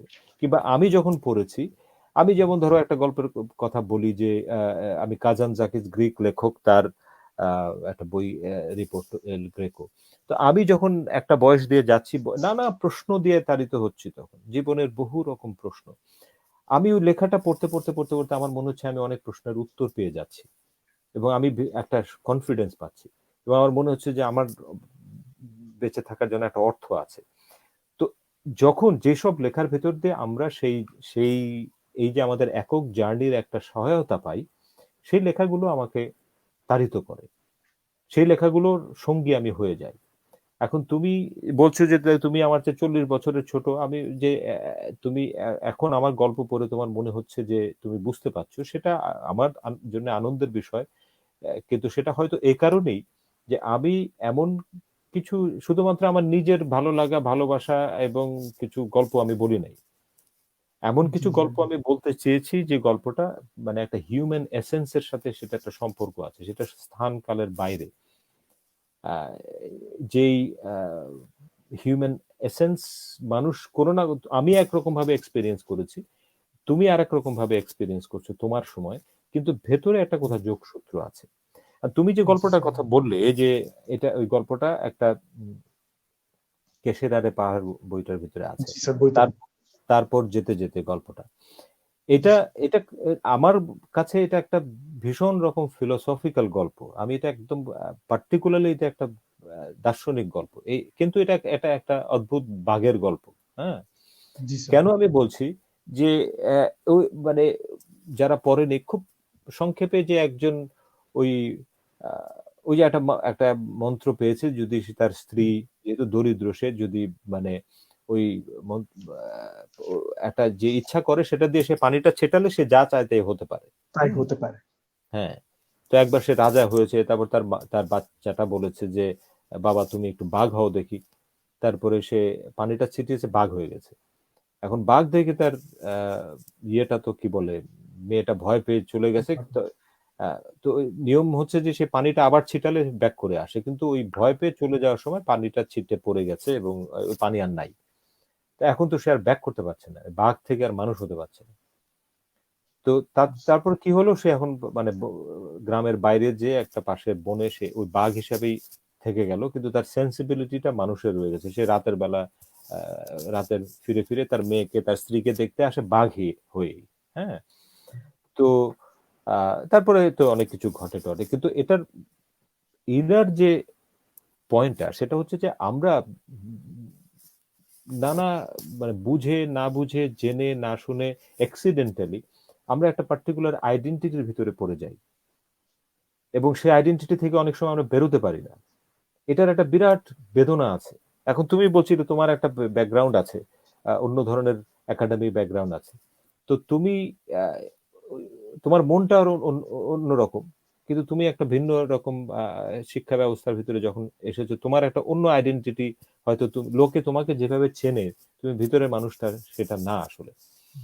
এবং আমরা বহু মানুষই আসলে একটা বিশেষ পরিচয়ের ট্র্যাপে পড়ে থাকি, আইডেন্টিটির ভিতরে আটকে যাই, এবং আমরা হয়তো সারা জীবনই আমি চাইনি যে আমি এই এরকম পরিচয় আমার হোক, আমি এই মানুষটা হিসাবে আমাকে লোকে চিনুকটা আমি চাইনি। কিন্তু ট্র্যাজেডি লাইফে সেটা যে অনেকেরই সেটা হয়। এখন ওই যে ওই লোকটা বাঘ হিসাবে সবাই চেনে, আসলে সে বাঘ না, সে আসলে মানুষ। তো এই যে তুমি যখন এটা পড়ছো, সচেতন ভাবে নাও হতে পারে, আর একটু গভীর পাঠ করলে তুমি দেখবে, কিন্তু অবচেতনে তুমি একটা বেদনা বোধ হবে এই বাঘটার জন্য, তাই না? যে আহারে এই লোকটা আহ, এটা ওই কাঁদে সে বনের ভিতরে, ও যদি আবার একটু মানুষ হয়ে যেতে পারতো, এখন কি করে লোকটাকে বাঘটাকে মানুষ বানানো যায়। এই যে বেদনা বোধটা হচ্ছে ওইখানেই তোমার পাঠক হিসাবে আবার একটা যোগসূত্র। এই বেদনাটা কিন্তু শুধু বাঘের জন্য না, এটা তোমার নিজের যে একটা সত্তা আছে, যে সত্তারটা আসলে মুক্তি চায়, সেটার জন্য বেদনা। হুম, এই বেদনাটা বাঘের জন্য বেদনা না। এই সেটাই বলছি, যেরকম যে লেখকরা আমি সেটা পেরেছি আমি সেটা দাবি করি না, কিন্তু আমার আকাঙ্ক্ষা থাকে বা আমি সেরকম লেখা পছন্দ করি, যে লেখা আমার নিজের অস্তিত্ববাদী প্রশ্নগুলো উত্তর আমি চোরাগুপ্ত ভাবে পেয়ে যাই। জাস্ট খালি একটা গল্প পড়লাম, পড়ে কিছু হাততালি পেলাম, হইচই হলো টলো, বেশ ভালো লাগলো, বাস শেষ। সেরকম গল্প শেলফ লাইফ যেটাকে বলে, সে বা লেখকের অল্প কিছুদিন তার হইচই হয় তাদের নিয়ে। কিন্তু এই যে আখতারুজ্জামান ইলিয়াস 40 বছর পরেও তুমি পড়ছো, কারণ তার ভিতর সেই এলিমেন্ট আছে। স্যার, আপনার গল্প নিয়ে আমার আরো প্রশ্ন জেগেছে, কিন্তু স্যার আমরা একটু প্রশ্নের দিকে যেতে চাই। আমাদের কাছে আসলে অনেকগুলো প্রশ্ন আসছে, কিন্তু আমরা একটু সংক্ষেপে প্রশ্নগুলো নিব। সেটা হচ্ছে ওয়ালিদ প্রত্যয় প্রশ্ন করেছেন, ৩০৬ নং বাস গল্পে আমরা সুরিয়ালিজমের ব্যবহার দেখি, যা হয়তো অনেক পাঠকের বোধগম্য নাও হতে পারে। এক্ষেত্রে একটা লেখা কি কিছুটা অসার্থক হয়ে ওঠে? আপনি কি মনে করেন সাদুজ্জামান? অসার্থক কোন অর্থে, মানে কে একজন পাঠক আহ, দের দিক থেকে না আমার দিক থেকে? এখন আমি যা বলতে চেয়েছি সেটা আমি বলেছি। সেটা আমি সফলভাবে বলতে পেরেছি কি পারিনি সেটার একটা বিবেচনা হতে পারে, কিন্তু কোন পাঠক এটাকে গ্রহণ করতে পারবেন কি পারবেন না, সেইটা সেই সার্থকতার তো আমি দায়িত্ব নিতে পারবো না, তাই না? রাইট, যে একদম একদম স্যার। যে এই আমি তো এটা বুঝলাম না এখন, সেটা হয়তো আমার ব্যর্থতা হতে পারে, কিংবা যিনি পাঠক পড়ছেন তারও ব্যর্থতা হতে পারে। কিন্তু ওয়ালিদ যেটা বলছে, হ্যাঁ, ওই গল্পটার ভিতরে এক ধরনের টাইম টাইম যে কনসেপ্ট আছে, সেই কনসেপ্টটাকে মানে ভেঙে ফেলার একটা চেষ্টা আছে। এটার সাথে মানে এই প্রবাস জীবনের একটা বড় সম্পর্ক আছে। হ্যাঁ, আমি তো প্রবাসে থাকি, আমি থাকি এখানে, কিন্তু ভাবনার দিক থেকে একটা সুড়ঙ্গ দিয়ে আমি বাংলাদেশেও থাকি। হ্যাঁ, একই সাথে একটা সুড়ঙ্গ আছে আমার মনের ভিতরে, যে সুড়ঙ্গ দিয়ে আমি বাংলাদেশে চলে যাই সব সময়। হ্যাঁ, আমি আছি এখানে, কিন্তু তো ওই গল্পটার ভিতরে আমি ধরো ইউকের একটা নিউ ক্যাসেল শহরে আছি। নিউ ক্যাসেল শহরে আমি রেগুলার একটা ৩০৬ নম্বর বাস দিয়ে আমার বাসা থেকে আমি ইউনিভার্সিটিতে যাই। তো একদিন আমি ৩০৬ নম্বর বাসে উঠে বাসের ড্রাইভারকে বললাম যে আমি গোবিন্দগঞ্জে যেতে চাই, গোবিন্দগঞ্জের টিকিট দেন। হ্যাঁ, তো গোবিন্দগঞ্জে এক সময় আমি ছিলাম, কাজ টাজ করতাম আর জি কি। স্যার, তো পাবলিক এখানে আমি হেলথের কাজ যেখানে ছিল। হ্যাঁ হ্যাঁ, তো আমি এখানে রেশনালিটিটা ভেঙে দিলাম। বাসের ড্রাইভার বললো যে ঠিক আছে, উনি একটা গোবিন্দগঞ্জের টিকিট দিল লন্ডন থেকে। Excuse me. তো এটা তো অ্যাবসার্ড। কিন্তু আমি ভাবনায় আমি ওই বাসটা দিয়েই আস্তে আস্তে গোবিন্দগঞ্জে চলে গেলাম। আমি মানসিকভাবে যাই, কিন্তু আমি ওই বাসেই যখন থাকি আমি কিন্তু চাই আমি ঢাকায় চলে যাই। আমি যখন যাচ্ছি আমার মনে হচ্ছে ঢাকায়, এটাকে আমি ম্যাটেরিয়ালাইজ করলাম। এটার ভিতরে ওয়ালিদ যেটা বলেছে ঠিকই, একটা সুরিয়ালিস্ট এলিমেন্ট আছে। তো এখন এই গল্পটার যেটা হয় কি, যে কোনো একটা গল্পের বা যেটা বহুস্তরী গল্প যেটাকে বললাম, বহুস্তরী গল্পের পাঠক বা পাঠিকা এক একজন এক একভাবে সেটাকে গ্রহণ করেন।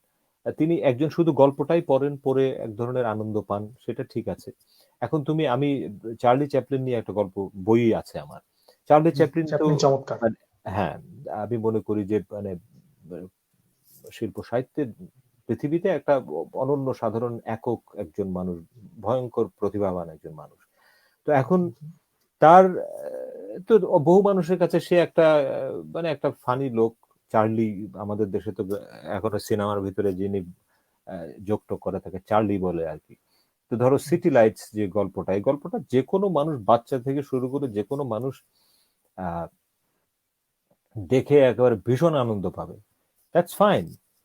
কিন্তু আরেকটা লেভেলে এই গল্পটা হচ্ছে মানুষের এই যে একদম দুটা মৌলিক ইনস্টিংক্ট, হাসি এবং কান্না, সেটার যে কম্বিনেশন এখানে আছে, জাক্সটা পজিশন আছে, সেটা মানে দুর্দান্ত আর কি। এরকম উদাহরণ খুব বেশি নাই। এবং সেটার যে পলিটিক্যাল ক্রিটিক আছে ওই ওই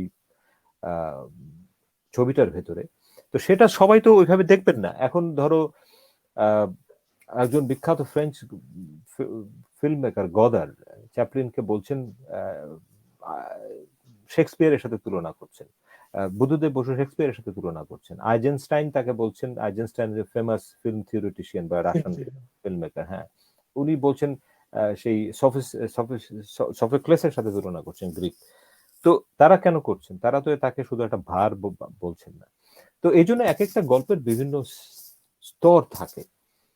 তো সেই স্তর এক একজন এক একভাবে গ্রহণ করেন। আমি ব্যক্তিগতভাবে সেই ধরনের গল্প লিখতে পছন্দ করি যেটার অনেকগুলো স্তর থাকে। এখন সেটা আবারও বলি যে আমি সবসময় সফল হই না, কিন্তু আমার চেষ্টা থাকে সেটা। স্যার, আপনি সিনেমার ব্যাপারে বলেছেন, আমরা এই ব্যাপারে একটা প্রশ্ন নিতে চাই এবং আমার প্রশ্ন আছে। স্যার যে আইনস্টাইনের কথা বলছিলেন, কিন্তু আমি আমার প্রশ্নটা আগে করি, তারপর হচ্ছে কমেন্টটা নিই। প্রশ্নটা হচ্ছে, আপনি নিজে একটা সময় সিনেমার সোসাইটির সাথেও, ফিল্ম সোসাইটির সাথেও ছিলেন এবং আপনার একাধিক বই আছে, কথা চলচ্চিত্র নামে একটা সমগ্র আছে, আমি যদি ভুল না বলি। কিন্তু আপনি কোনোভাবেই, মানে যদিও আপনার একটা গল্প নিয়ে কমলা রকেট তৈরি করা হয়েছে, কিন্তু আপনি কিন্তু ফিল্মের সাথে যুক্ত হননি বলা চলে। এবং এখানে যে প্রশ্নটা এসছে, আন্দ্রেই তারকাভস্কি, আমি এর আগে বলে নিই, আপনি খুব সম্ভবত একটা ইন্টারভিউতে বলছিলেন যে আপনি একটা গল্পতে কুরাসাওয়ার প্রভাবে প্রভাবিত হয়েছেন, আকিরা কুরাসাওয়া। তো এখানে প্রশ্নটা এসছে যে আন্দ্রেই তারকাভস্কির সিনেমায় যে একটা কাব্যময়তা আছে, আপনার লেখালেখিতে তার কোনো প্রভাব পড়েছে কিনা। তো স্যার, প্রশ্নটা এরকম করতে চাই যে সিনেমার সাথে আপনার সম্পর্ক এবং সিনেমার সাথে আপনার নিয়মিত না হওয়ার কারণটা আসলে কি, এবং আপনি প্রভাবিত হন কিনা সিনেমা থেকে। আচ্ছা, হ্যাঁ, ফিল্ম আমার ভীষণ রকম একটা প্রেমেরই জায়গা, আগ্রহের জায়গা। একসময় সেগুলো আমি লিখিয়েছিও। একসময় বেসিক্যালি আমি ফিল্ম করব সেটাই ঠিক করেছিলাম। আমি মেডিকেল পড়া এত মাঝে অবস্থা ছেড়ে দিয়েছিলাম এবং আমি ফিল্ম করব সেই যে সিদ্ধান্ত নিয়েই আমি মস্কো ফিল্ম ইনস্টিটিউটে ভর্তি হয়েছিলাম। সে অন্য ইতিহাস। কিন্তু আমি ফিল্ম সোসাইটির খুবই সক্রিয় ছিলাম তখন। বাংলাদেশ ফিল্ম সোসাইটির প্রকাশনা সম্পাদক ছিলাম আমি, চিটাং ফিল্ম সোসাইটির সেক্রেটারি ছিলাম। তো ফিল্মকে আমি মিডিয়া হিসাবে আমার খুবই চমৎকার একটা মাধ্যম, এবং সেটা নিয়ে আমার একটা একটা ন্যাক সব সময় আছে। এবং ফিল্ম দেখেছি, একেবারে গোগ্রাসে ফিল্ম, অসংখ্য ফিল্ম দেখেছি। তো প্রথম কথা হচ্ছে যে হ্যাঁ, ফিল্মের প্রভাব আমার গল্পে আছে। ফিল্ম মানে ভিজুয়াল, আমার গল্পের ভিতরে একটু ভালো মতো খেয়াল করলে হয়তো দেখা যাবে একটা ভিজুয়াল এলিমেন্ট আছে, একটা গল্পটাকে দেখানোর একটা চেষ্টা আছে। অনেক সময় শর্ট ডিভিশনের মতো করেও ফিল্ম মানে গল্পটা আমি বলেছি। যেমন অনেক আমার যেমন একটা স্থির একটি স্থির চিত্র বলে একটা গল্প আছে, এটা পড়লে তুমি দেখবে মনে হবে যে এটা একটা ফিল্ম স্ক্রিপ্টই আমি লিখেছি। তো ফিল্মের যে ওই প্রশ্নের উত্তর বলবো যে হ্যাঁ, ফিল্মের ভীষণ রকম ভাবে প্রভাব আছে, এবং তার্কোভস্কি আমার একসময় খুব পছন্দের ডিরেক্টর ছিলেন। আমি তার্কোভস্কির তো ইয়ে করেছি, কি বলে, তার ডায়েরিটা অনুবাদ করেছি, তারপরে তার্কোভস্কির যে স্কাল্পটিং ইন টাইম এই বইটাও অনুবাদ করেছি। তো এই বইটার কিছু অংশ অনুবাদ করেছি। তো আমি তার্কোভস্কি ভীষণ রকম নস্টালজিয়া, আমার খুব পছন্দের, তার একটা ফিল্ম আছে পছন্দের ছবি। ফিল্ম আমি করেওছি একটা সময়। আমি ফিল্ম আর্কাইভে একদম যখন এই প্রথম আমাদের দেশে শর্ট ফিল্ম ফোরামের আন্দোলনটা শুরু হয়, তারেক মাসুদ, মোর্শেদুল ইসলাম, তানভীর মোকাম্মেল, আমি ওই সময় যুক্ত ছিলাম। আমি একটা শর্ট ফিল্ম করেও ছিলাম সেই সময়, সেটা আনফরচুনেটলি কখনোই রিলিজ হয়নি। আমি হাসান আয়োজনা দেখানোর ব্যবস্থা করা যায় কিনা স্যার? হ্যাঁ, সেটা একদম একটা আর্কাইভাল ব্যাপার আর কি। তা আমার এক বন্ধুর কাছে ওইটা আছে, ওইটা সে এডিটও করে নাই। আখতারুজ্জামান, সরি, হাসান আইজুল হকের একটা গল্প নিয়ে আমি ফিল্ম করেছিলাম। তারপরে যেটা হলো যে আসলে আমি লিখেওছি এই বিষয়ে। আমি তারেক মাসুদের সাথে আমি খুবই, আমরা একসাথে, মানে তারেক মাসুদ ছবি করার আগে চিত্রলেখা বলে একটা পত্রিকা বের করতো, আমি আর তারেক মাসুদ মিলে একসাথে কাজ করেছি ওই পত্রিকা, ফিল্ম পত্রিকা বের করার ব্যাপারে। তারপর তো তারেক ফিল্মে অনেক বেশি সক্রিয় হয়েছে। তো আমি খুব কাছ থেকে দেখেছি, এবং তারপরে আমি যখন বাংলাদেশের ফিল্ম ইন্ডাস্ট্রি এবং ইত্যাদির ভিতরে গিয়েছি, ফিল্ম তো একটা আর্ট এবং ইন্ডাস্ট্রি একই সাথে, মানে ফিল্ম একটা ভীষণ রকম ইন্ডাস্ট্রিয়াল কাজ, এবং ব্যাপক কি বলা যায় যে ইনভেস্টমেন্টের ব্যাপার আছে সেখানে। এবং আমাদের দেশে যে ফিল্মের যে কালচার সেই সময়, সেটা মানে আমাদের এফডিসি কেন্দ্রিক চলচ্চিত্রের পাশের যে একটা প্যারালাল ছবি করার সংগ্রামটা অনেক তীব্র। এখন আমি মেডিকেল কলেজে পড়তাম, আমি আমার মধ্যবিত্ত পরিবারে, আমি বড় ছেলে। এখন সেটার জন্য আমি যদি ফিল্মকে ক্যারিয়ার হিসেবে নিতে চাই, সেটার জন্য এবং এই ধরনের একটা বিকল্প ফিল্ম করার ক্ষেত্রে, তাহলে যে ধরনের জীবনযাপন এবং সংগ্রাম আমাকে করতে হবে, আমার সেই প্রস্তুতি ছিল না। আমি তারেককে পার্টিকুলারলি খুব কাছ থেকে দেখেছি। তারেক তো আর কিছু মানে এটাই তার জীবন জীবিকা সবই ছিল, এটা যে সে ডেডিকেট করেছিল। আমার পক্ষে সেই ডেডিকেশন সেই সময় করা সম্ভব হয়নি। অন্যরাও করেছেন, তানভীর মোকাম্মল রাজনীতির সাথে সক্রিয় ছিলেন। মোর্শেদ এটাকেই পেশা হিসেবে নিয়েছেন, উনি ফার্মেসিতে পড়তেন। আমি দেখেছি যে আমার পক্ষে ওই ধরনের জীবনযাপন করা, আমার পারিবারিক প্রেক্ষাপট এবং আমার যে পেশা, সেটা মিলে করা সম্ভব না। সেই জন্য আমি ওই সময় আমি আবার লেখালেখির ব্যাপারেও আমার একই রকম আগ্রহ ছিল। তো আমি দেখেছি যে আমি বরং লেখায় মনোনিবেশ করি, তাতে আমার মনে হয় যে আমি আমার আগ্রহটা জিয়ে রাখতে পারবো। কিন্তু ফিল্মের সাথে আমি সবসময় ওইভাবে যুক্ত আছি। আমি তো ফিল্ম নিয়ে তুমি বললে আমার বই আছে। আমি একটা ফিল্ম নিয়ে একটা টেলিভিশন অনুষ্ঠান করতাম ফিল্মের এস্থেটিক্স নিয়ে, সেটা 100 পর্ব হয়েছে, অনেক দিন চলেছে। সম্প্রতি আমি বলতে পারো যে আমি ফিল্ম নিয়ে আরো বেশি সক্রিয় হয়েছি, কারণ ওই কমলা রকেটের কথা বললে আমি স্ক্রিপ্টও করেছি ওইটার। আরো আমি সম্প্রতি 3টা ফিল্মের স্ক্রিপ্ট করলাম, যেটা হবে অলরেডি কাজ শুরু হচ্ছে। এবং আমার গল্প নিয়ে আরো মানে গোটা 6 ফিল্ম এখন প্রসেসে আছে, যেগুলো সবগুলোর সাথে আমি স্ক্রিপ্টে জড়িত আছি। তো এবং আমি নিজে স্ক্রিপ্ট করছি। তো সেই কারণে ফিল্মের সাথে আমি আছি, কিন্তু এভাবে ফিল্ম মেকিং সরাসরি করা আমার অবস্থানের কারণে সেটা সম্ভব না। স্যার, আমরা তাহলে আবার একটু গল্পের দিকে ফিরি। যে যখন মানে একটু গল্পের জায়গাটা অন্য জায়গায় ফিরি, আপনি অনুবাদের কথা বলতে পারি। আপনি একটা বই অনুবাদ করেছেন, ক্যাঙ্গারু দেখা শ্রেষ্ঠ দিন।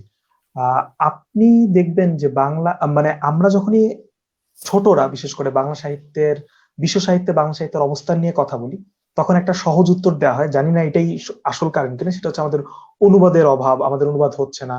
কেন হচ্ছে না সেটা আসলে প্রপার কোনো অ্যান্সার পাওয়া যায় না। তো আমি আপনার কাছে এই প্রশ্ন রাখতে চাই যে বিশ্ব সাহিত্যের ক্ষেত্রে বাংলা ভাষার সাহিত্যের অবস্থানটা কিরকম, বা কিরকম হওয়া উচিত ছিল, এবং অনুবাদ এখানে কতটুকু প্রভাব বিস্তার করছে, অথবা আপনার গল্প কেন শুধু বাংলাতেই লেখা হচ্ছে, আপনার গল্প কেন ইংরেজিতে অনুবাদ হচ্ছে কিনা, হচ্ছে না কেন, বা হচ্ছে, এটাই আর কি। হুম। কিভাবে দেখেন আপনি? প্রথম কথা হচ্ছে বিশ্ব সাহিত্য বিষয়টা এটার সাথে মানে ভাষার একটা রাজনীতি আছে। ভাষার ক্ষমতার ব্যাপার আছে। কোন ভাষাটা ক্ষমতাবান সেটার সাথে সেই কোন সাহিত্যটা ক্ষমতার জায়গায় যাবে সেটার একটা ব্যাপার আছে। এখন ডেফিনিটলি ইংরেজি ভাষার যে প্রভাব, দাপট এবং আম আধিপত্য, সেই জায়গায় প্রথম কথা ইংরেজিতে যারা লিখছেন এবং যাদের ভাষা ইংরেজিতে অনূদিত হবে, এবং শুধু অনূদিত হলেও হবে না, দেশ হিসাবে এ ধরো যেগুলো নোবেল পুরস্কার পাওয়ার যে প্রক্রিয়া আছে সেগুলো তো অনেক, এখানে রাজনীতি আছে, তারপর প্রভাব আছে, বা কারা এটাকে নমিনেট করবে, আহ, তারপরে কাদেরটা বিবেচনায় আনা হবে, সেগুলো অনেক জটিল আহ, ব্যাপার আছে। তো সেই ক্ষেত্রে আমাদের দেশের আহ, প্রথম কথা অনুদিত না হলে তো সেটা বিশ্ব সাহিত্যে কোথায় আছে না আছে সেটা বোঝারও তো কোনো উপায় নেই, বা অন্যরা কিভাবে বিবেচনা করবেন সেটা তো করতে পারবেন না। এমনি সাহিত্যের মানের দিক থেকে ব্যক্তিগতভাবে আমি মনে করি যে বাংলা সাহিত্যে বিশ্বমানের অসাধারণ লেখকরা আছেন, আগে ছিলেন, এখনো হয়তো এখনো আছেন। আহ, মানে সে এখন সেটা অনুদিত হয়নি বলে বিশ্বের অন্য পাঠকদের কাছে পৌঁছাতে পারেনি। আমাদের দেশে অনুবাদ তো যেমন বাংলা একাডেমির একটা অনুবাদ সেকশন ছিল এবং উচিত ছিল সেখানে একটা বড় উদ্যোগ নেওয়া, সেটা খুব একটা ভালো কোনো ভূমিকা পালন করেনি। আর ব্যক্তিগত উদ্যোগে নানা রকম অনুবাদ হচ্ছে, কিন্তু সেই অনুবাদও আমি মনে করি যে আসলে নেটিভ স্পিকাররা যদি অনুবাদ না করেন, যিনি একদম মানে ইংরাজি ভাষী একজন, যিনি ভালো বাংলা জানেন, এখন ধরো উইলিয়াম রাদিচে কিংবা ক্লিন্টন বুথসিলি, যারা রাদিচে রবীন্দ্রনাথকে করেছেন, ক্লিন্টন বুথসিলি জীবনানন্দকে করেছেন, তাদের একটা একটা ভিন্ন শক্তি থাকে, কারণ নেটিভ স্পিকিং এর তো একটা আলাদা শক্তি থাকে। তো সেরকম দরকার আছে, যারা ধরো একদম মার্কেজের যেসব উপন্যাস অনুদিত হয়েছে উনি নেটিভ স্পিকাররাই করেছে। হুম।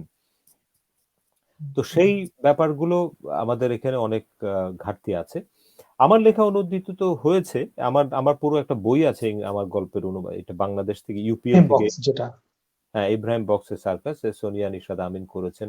আমার একটা কালেকশন অফ গল্প, সেটা অনুবাদ হয়েছে। এরপরে আরো বহুজন অনুবাদ করেছেন। আমার একটা গল্প ইনফ্যাক্ট আমেরিকার একটা কম্পিটিশন হয়েছিল পুশকার্ট, ওদের লিটল ম্যাগাজিন, ইন্টারন্যাশনাল লিটল ম্যাগাজিনের ইয়েতে, সেখানে শর্ট লিস্টেড হয়েছিল। শবনম নাদিয়া অনুবাদ করেছিল। আরেকটা যেটা বলি, এই মুহূর্তে আমার যে একজন কমলা লেবু বইটা লন্ডনে যে সোয়াস আছে, school of oriental and African studies, সেখানকার বাংলা বিভাগের লেকচার অধ্যাপনা করছেন একজন, সে অনুবাদ করছে অলমোস্ট শেষের দিকে। তো সেইটা একটা আন্তর্জাতিকভাবে প্রকাশিত হওয়ার কথা হচ্ছে। তো অনুদিত হয়েছে, কিন্তু ডেফিনেটলি এখানে আমাদের দেশে সেই যে পরিমাণ হওয়ার দরকার সেই পরিমাণ হয়নি। আর বিশ্ব সাহিত্যে আমাদের অবস্থান আছে কি নাই এই বিবেচনার চেয়ে আমি মনে করি যে আমার কাছে আমার দেশের পাঠক আজ প্রধান। বহু লেখক আছেন যারা ইংরাজিতে, যেমন আফ্রিকান কেনিয়ার যে লেখক, নাম ভুলে গেলাম, উনি ইংরাজিতে লিখতেন, পরে উনি ওনার নিজের ভাষায় লেখা শুরু করেছেন, উনি বলছেন আমি আর ইংরেজিতে লিখবো না। তো ইংরেজিতে হলে ভালো হওয়া উচিত, সেটা আমাদের দেশে হয়নি, সেবার হচ্ছে না খুব একটা ভালো, আরো হওয়া উচিত। কিন্তু আমার লেখা হয়েছে অনুবাদ। আচ্ছা স্যার, এটা আমার জানা ছিল না এবং অনেক কিছু জানান। তো স্যার আমরা আর কিছু প্রশ্ন করে শেষ করব, কিন্তু স্যার একটা ব্যাপারে আমার খুবই আগ্রহ, যেটা হয়তো লেখালেখির সাথে সম্পূর্ণ প্রাসঙ্গিক কিনা জানি না, সেটা হচ্ছে সমাজতন্ত্র। আমরা আমি ব্যক্তিগতভাবে যখন বড় হয়েছি, বা আপনার থেকে আমি শুনেছি যে আপনারা যখন বড় হয়েছিলেন তখন সমাজতন্ত্রের একটা ব্যর্থ সময় চলছিল বলা চলে। তো আমরা কিন্তু আমাদের দেশের সাধারণ যারা মুসলিম পরিবারই, তারা একটা ট্রমার মধ্য দিয়ে বড় হয় যে, আমি ব্যক্তিগতভাবে বড় হয়েছি যে সমাজতন্ত্র মানেই হচ্ছে ধর্মের বিরুদ্ধে, বা কমিউনিস্ট মানেই হচ্ছে নাস্তিক টাইপের এরকম কথাবার্তা। তো আমি বলতে চাচ্ছি যে এত বড় একটা বিপ্লব হয়েছিল, রুশ বিপ্লব, তারপরেও সমাজতন্ত্র নিয়ে এত সব প্রোপাগান্ডা বা এত সব কথাবার্তা, এই দায়টা কি আসলে সমাজতন্ত্রের নাকি আমাদের? আপনার কাছে এই ধারণাটা আসলে কি? সাহায্য। জুবাইর, এই প্রশ্নের জন্য তোমার একদম একটা আলাদা সেশন করতে হবে, তো অনেক বড় প্রশ্ন। হ্যাঁ, এটা এটা তো খুব সহজ উত্তরের জায়গা নাই। তারপরেও আমি হয়তো সংক্ষেপে একটা বলতে পারি যে এগুলো সমাজতন্ত্র কথাটা, এগুলো অনেক টার্মের মতো, এটা একটা টার্ম হিসাবে মানে মানুষ এক ধরনের বলে দেয়, সমাজতন্ত্র এই, সমাজতন্ত্র সেই। এখন সমাজতন্ত্র তো আহ বহু রকম সমাজতন্ত্র আছে। সমাজতন্ত্র আজকে বসে সমাজতন্ত্র আমি কি বুঝবো, রাশিয়ার এক ধরনের সমাজতন্ত্র ছিল, চায়না একটা সমাজতন্ত্র, কিউবা একরকম সমাজতন্ত্র করেছিল, তারপরে ধরো আহ বাংলাদেশে বৈজ্ঞানিক সমাজতন্ত্র বলে একজন করেছে, কিংবা ইসলামী সমাজতন্ত্র দলও রাইট আছে। স্যার, হ্যাঁ, ছিল। তো ইসলামিক সমাজতন্ত্র, ইভেন হিটলারও সমাজতান্ত্রিক আহ, সমাজের কথা বলতেন। এমনকি তুমি এখন এই যে আমেরিকা ইলেকশন হচ্ছে, ট্রাম্প এই যে তার যে বিরুদ্ধে আছে জো বাইডেন, জি, ডেমোক্রেটিক, ডেমোক্রেটিকের পক্ষ থেকে। হ্যাঁ হ্যাঁ, তো ট্রাম্প বলেছে যে এই যে বাইডেন তো কমিউনিস্ট, ডেমোক্রেটিকদের দিলে তোমরা কমিউনিস্ট হয়ে যাবে। ওই যে ওদের ডেমোক্রেটিক আরেকজন যে ইয়ে ছিল। তা এখন সমাজতন্ত্র কি, কমিউনিজম কি, এগুলির বহু রকম ডাইমেনশন আছে।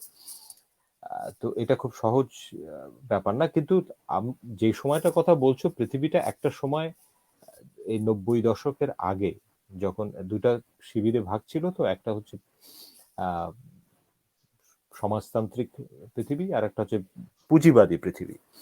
জি স্যার। মানে সোজা কথায় হচ্ছে যে এটার এসেন্স যেটা, যে একটা তো একটা সমাজ যদি শুধুমাত্র বাজারের নিয়মে চলে এবং মুনাফার নিয়মে চলে, তখন সেই সমাজে ব্যাপক একটা বৈষম্য তৈরি হয়।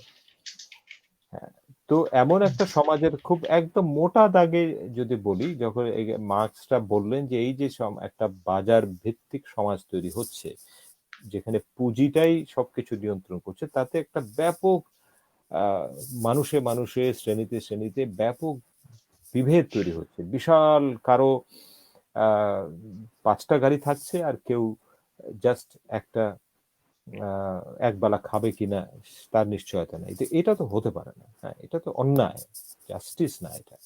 তো সেইটার উনি দার্শনিক ভাবে, অর্থনৈতিক ভাবে একদম বিশাল বই টই লিখে দাস ক্যাপিটালে দেখালেন যে এটা আসলে কোন প্রক্রিয়ায় এই বৈষম্যটা হচ্ছে। আমরা যদি বাজারটাকে নিয়ন্ত্রণ করতে পারি এবং মানে কালেকটিভ ইন্টারেস্টটাকে বড় করে তুলে, শুধু ইন্ডিভিজুয়াল ইন্টারেস্টকে না বড় করে তুলি, তাহলে এটা সম্ভব। এবং সেটা একটা স্টেটের কন্ট্রোল থাকতে হবে। মানে যা ইচ্ছে তুমি এখন রাশিয়ায় যেমন তুমি চাইলেই 5টা গাড়ি কিনতে পারো না, ওই সময়ের কথা বলছি। হ্যাঁ, কারণ আমেরিকা বলবে যে না, এটা আমার ব্যক্তিগত অধিকার, আমি যদি 10টা গাড়ি কিনতে পারি, আহ, যে 10টা গাড়ি কিনতে পারে না সে আসলে অলস। তুমি পরিশ্রম করো। আমেরিকা ওরা যেটা বলে যে আহ, মানে ল্যান্ড অফ ফ্রিডম, যে কেউ যে ওখানে যা কিছু করতে পারে। কিন্তু এগুলো হচ্ছে ফাঁকিবাজির কথা। এখন ধরো একটা 100 মিটার স্প্রিন্ট হয় না, জি দৌড় হয়। হ্যাঁ, এখন দৌড়ে তোমরা তো দেখেছো যে মানে কিংবা ধরো 10,000 মিটার স্প্রিন্টের কথাই বলি, সবাই এক জায়গায় দাঁড়ায়, তো একই ডিস্টেন্সে দাঁড়ায়। হ্যাঁ, দাঁড়ায়, তারপর দৌড়টা দেয়। তো এখন তুমি বললো আজ আজকে থেকে দৌড় শুরু হোক, একজন তোমার 50 মিটার সামনে আছে, আমি তো খেতেই পাই না, আমি এখান থেকে দৌড়টা শুরু করলাম, তো আমার যত ফ্রিডমই থাকুক, আমি তোমাকে কিভাবে ধরবো? আমি তো ধরতেই পারবো না। হ্যাঁ, আমি তো কোনোদিনই ধরতে পারবো না তোমাকে। তো এখন সোজা কথাটা হচ্ছে যে এমন একটা ব্যবস্থা করা যেখানে এই বৈষম্যটা কমে আসবে, এবং সেটা সম্ভব যদি একটা নিয়ন্ত্রণ থাকে অর্থনীতির উপরে।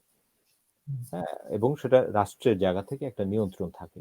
স্টেট সেটাকে আহ, মানে একদম যেটাকে বলে যে বন্য পুঁজি হতে দিবে না, মানে যার যার মতো যা খুশি তাই আমি করতে পারবো না। হ্যাঁ, তো সেটার জন্য তো এখন যারা ধরো অলরেডি সম্পদ নিয়ে বসে আছেন বা একটা সুবিধাজনক আছেন, তারা তো এটা চাইবেন না। হ্যাঁ, এটা এটা এটা বলবে আমি আছি, আমার জিনিস, আমি বহু কষ্ট করে 5টা ফ্ল্যাট কিনেছি, তুমি আমার ফ্ল্যাট নিয়ে যাবা কেন? হ্যাঁ, এটা আমার পরিশ্রমের ফল। তো সেটা করতে হলে একটা রেগুলেশন ছাড়া এটা হবে না। স্টেটকে কন্ট্রোল করতে তারা তখন সে যে ঠিক আছে এটা আমরা একটা বৈপ্লবিক পদ্ধতিতে ক্ষমতাটার পরিবর্তন করব এবং ডিস্ট্রিবিউট করব সবার ভিতরে যতটা সম্ভব, যার ক্ষমতা যতটুকু, যার যোগ্যতা যতটুকু এবং যার প্রয়োজন যতটুকু সেই অনুযায়ী হবে। এটা থিওরিটিক্যালি এই ছিল ভাবনা। এখন আমাদের মতো দেশে যারা আমরা মানে ছোটবেলা থেকে ভয়ঙ্কর বৈষম্য দেখে, আমি নিজে বৈষম্যের শিকার না হতে পারি, কিন্তু আমার বা বৈষম্যের শিকার কোনো না কোনো ভাবে তো বটে, কিন্তু আমার চেয়ে ভয়ঙ্কর বৈষম্যের শিকার অনেকে, এগুলো দেখি তো বড় হয়েছে। তো সেই কারণে বিশেষ করে তৃতীয় বিশ্বের লক্ষ লক্ষ কোটি কোটি ছেলে মেয়েদের আকর্ষণ করেছে এই এই আদর্শটা। একটা তারুণ্যে যেটা মনস্তত্ত্বে বলে দুইটা জিনিস থাকে, দুইটা জিনিস একদম, একটা হচ্ছে তোমার একটা মানে প্রবৃত্তি, একটা হচ্ছে সেক্সুয়ালিটির খুব আর্টস থাকে, আর একটা হচ্ছে মোরালিটির খুব আর্টস থাকে। ওই সময়টা অন্য বিপরীত লিঙ্গের প্রতি একটা ভীষণ আকর্ষণ থাকে। আর ওই সময়টা যেহেতু আমরা, যেটা আমি বলছিলাম যে সমাজের কলুষতার ভিতরে তখনও আমি ঢুকিনি, একটা আদর্শ সুন্দর সৎ একটা নৈতিক জীবনের ব্যাপারে একটা ভীষণ রকম আগ্রহ থাকে। তো সে কারণে এই যে একটা নতুন আদর্শ, যেটা যে এটা মানুষের একটা সুন্দর সুন্দর সমাজ হবে, মানুষের মানুষের ভেদ থাকবে না, এটা তো বহু মানুষকে, বহু ইয়াং ছেলে মেয়েদের ভীষণ রকমের তাড়িত করেছে। তারা সবকিছু ছেড়ে দিয়ে এগুলো করেছে। ল্যাটিন আমেরিকার ইতিহাস দেখবে, আফ্রিকায় দেখবে, সাউথ এশিয়ায়, আমাদের বাংলাদেশে, ভারতে, ইন্দোনেশিয়ার লক্ষ লক্ষ কোটি কোটি ছেলে মেয়েরা এই এই বিপ্লবের স্বপ্নে জীবন দিয়ে দিয়েছে, কোনো সবকিছুর বাইরে। তো এবং তখনকার সময়টাও ছিল অন্যরকম, তখন তো আর এত মানে এত ব্যক্তিকেন্দ্রিক ছিল না সবকিছু। এখন যেমন একেবারে ভীষণ রকম মানে আমি ছাড়া আর কোনো কিছু নাই পৃথিবীতে। তো সেই সেই সময়ের প্রেক্ষিতে সমাজতন্ত্র একটা বড় আদর্শ হিসেবে দেখা দিয়েছিল। তারপর তো ধরো সেখানে অনেক জটিলতা আছে, এটা তো আদর্শ বা তত্ত্ব হিসাবে একরকম, সেটা প্রয়োগ করতে গেলে, অ্যাপ্লিকেশন করতে গেলে সেটা অনেক জটিল। কারণ কোথায় ব্যক্তির ইন্টারেস্ট শেষ হবে, কোথায় কালেকটিভ ইন্টারেস্ট শুরু হবে, এই দুইটা সমন্বয় কিভাবে হবে, রাশিয়াতে সেগুলো করতে পারেনি। তারা তখন স্টেট কন্ট্রোল করতে যে এমনই কন্ট্রোল করে ফেলেছে, সেটা একটা বিরাট ব্যুরোক্রেসি হয়ে গেছে এবং সেখানে ডিক্টেটরের মতো হয়ে গেছে, ডিক্টেটরের মতো হয়ে গেছে। তো এটা প্র্যাকটিস করাটা তো সহজ ব্যাপার না। তো এখন আমাদের দেশে যেটা হয়েছে, বাংলাদেশ মানে এই ভারত উপমহাদেশে, সে 1920 সালে প্রথম কমিউনিস্ট পার্টি হয়েছিল এবং বহু দেশেরও আগে এখানে হয়েছে। নানা রকম ভূমিকা, তারা ব্রিটিশ বিরোধী আন্দোলনে অনেক বড় ভূমিকা পালন করেছে, বাংলাদেশের স্বাধীনতায় অনেক বড় ভূমিকা পালন করেছে, কিন্তু সবসময় একটা বিরোধিতা তো ছিলই। বাংলাদেশে বিশেষ করে যারা ধরো ওই ওই ধরনের মানে আধিপত্যবাদী রাজনীতি করেছেন, বুর্জোয়া রাজনীতি করেছেন, তাদের কাছে কমিউনিস্টরা তো সবসময় খারাপ এবং তারা নানা রকম কুৎসা রটিয়েছেন।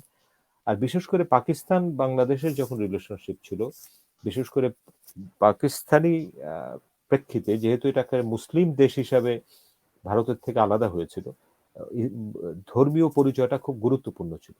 এবং সেইটা ধরো ক্ষমতাবান যারা, বিশেষ করে আইয়ুব খানের সময় থেকে, মানে কমিউনিস্টদের প্রধান অস্ত্র ছিল তাদের বিরুদ্ধে যে এরা তো আল্লাহ টাল্লাহ মানে না, হ্যাঁ, এদেরকে একেবারে ব্যাপকভাবে এই প্রচারটা করা হয়েছে এবং সেটা মানুষকে খুব ইয়েও তৈরি করেছে।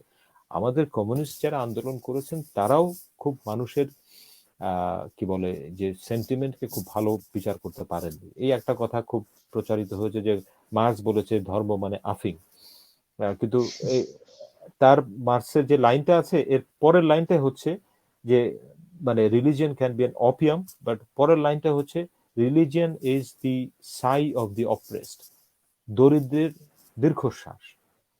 মানে বলতে চাচ্ছেন যে যখন মানুষের আর কিছু থাকে না, তখন ঈশ্বর ছাড়া তার আর কিছু নাই, ঈশ্বর হচ্ছে তার একমাত্র অবলম্বন।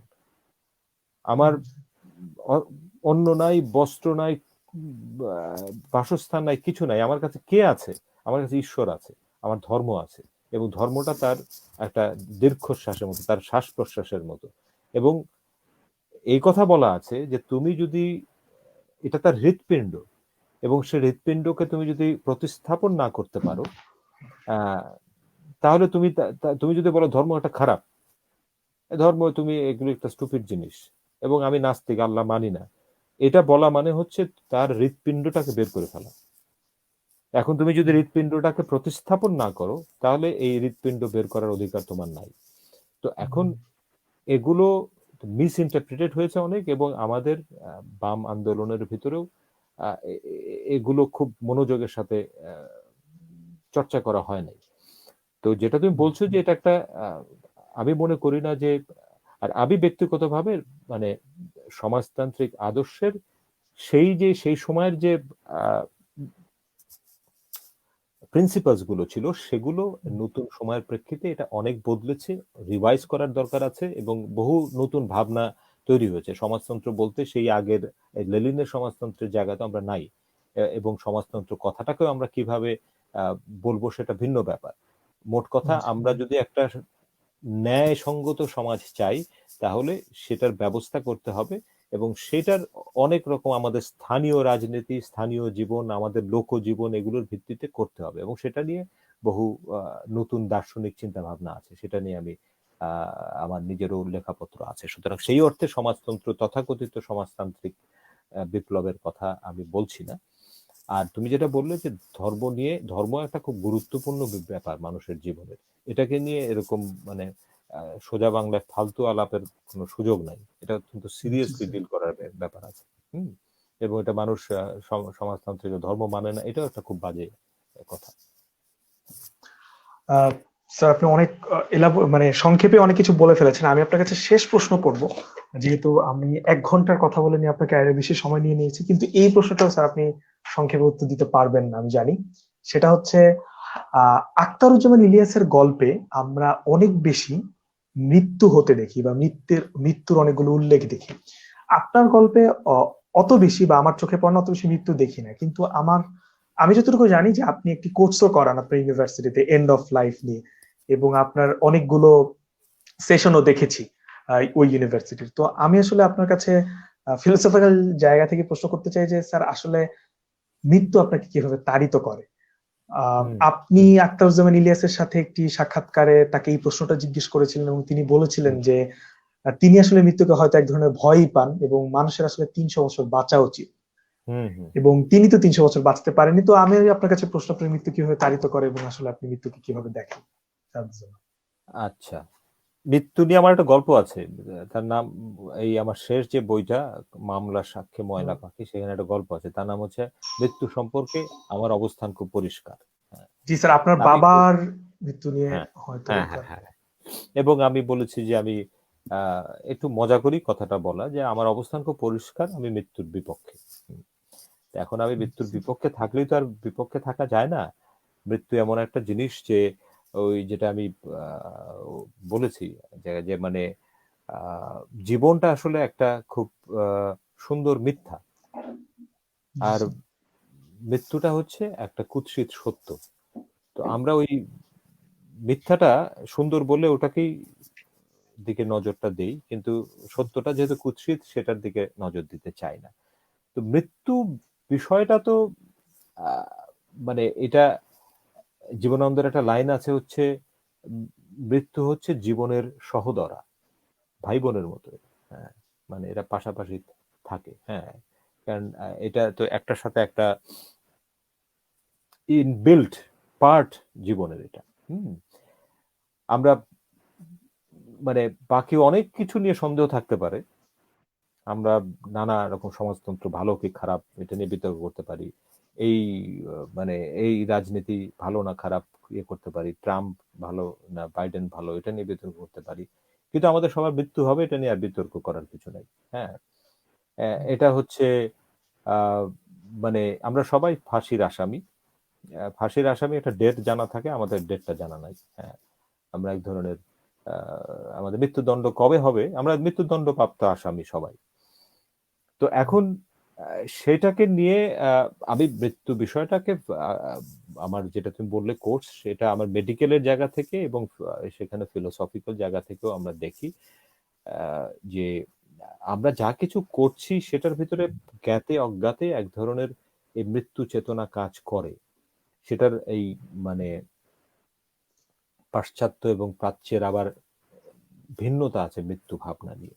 হ্যাঁ, এখন আহ, মানে পাশ্চাত্যে যেমন বিজ্ঞান এবং আধুনিকতা মৃত্যুকে জয় করার কথা বলে, মেডিকেল শাস্ত্র কিভাবে মৃত্যুকে জয় করা যায়, মৃত্যুকে ঠেকানো যায়, কিন্তু আমাদের প্রাচ্য জীবনে মৃত্যুকে জীবনের একটা অংশ হিসাবেই দেখা হয় অনেক সময়।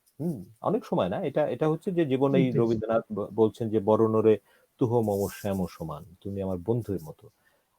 কিংবা আমাদের লোকগানের ভিতরে যখন বলে দুয়ারে আইসাছে পালকি, নায়ুরে গাও তোলো, এই যে লাশবাহী খাটিয়া আসতেছে, এটার সাথে অলমোস্ট বিয়ের তুলনা করা হচ্ছে, অ্যাজ ইফ একটা ফেস্টিভ্যাল। হুম যে তুমি রাইট, রাইট। বিয়েতে যাচ্ছ, হ্যাঁ, তো এটা একটা ফেস্টিভ ব্যাপার। তো আমাদের দর্শনে হচ্ছে যে মৃত্যুকে আমি আমার জীবনেরই একটা অংশ বলে মনে করি, এবং যখন মনে করি তখন জীবনটা অনেক বেশি গুরুত্বপূর্ণ হয়ে ওঠে। আমি মনে করি যে মৃত্যুর কথা ভাবা মানে মৃত্যুর কথা ভাবা না, জীবনের কথাই ভাবা। তুমি আমাকে যখন বললে যে হ্যাঁ, আমি যেহেতু পড়তে যাই, আমি বিশেষ করে আমার বাবার মৃত্যু নিয়ে আমি গল্পটা লিখেছি। আমি দেখেছি যে আমার বাবার মৃত্যু খুব কাছ থেকে দেখেছি, অনেকদিন ভুগেছেন, উনি আইসিইউতে ছিলেন, আস্তে আস্তে মারা গেলেন, আমি দেখলাম। এবং আমার বাবার সাথে খুবই ঘনিষ্ঠ ছিলাম আমি, এবং আমার এই সাহিত্য করা ইত্যাদির একটা মূল ইন্সপিরেশন হচ্ছে আমার বাবা, এবং আমার বাবা লেখক হতে চেয়েছিলেন। বলতে পারো যে আমি আমার বাবার ইচ্ছাটাকেই আমার ভিতর দিয়ে চেষ্টা করেছি, হ্যাঁ। তো যে কারণে আমি যখন দেখেছি যে আমার বাবার এই যে একটা জীবন, কত ঘটনা বহুল, কত কিছু, আহ, সাফল্য, ব্যর্থতা, মান, অভিমান, আনন্দ, কান্না, এই মিলিয়ে একটা আমার চোখের সামনে, আমি তো বড় ছেলে, অনেকদিন দেখলাম বাবাকে, এবং তারপর দেখলাম যে বাবা আমার চোখের সামনে মরে গেলেন। এবং আহ, বাবাকে আমি কবর দিয়ে আসলাম, এখন এই কবরে যাই, এই কবরটার নিচে তো কিছু হার আছে, খুব বাস্তব সত্য কিছু নাই, হ্যাঁ, বাবা চলে গেছেন ইয়ে থেকে।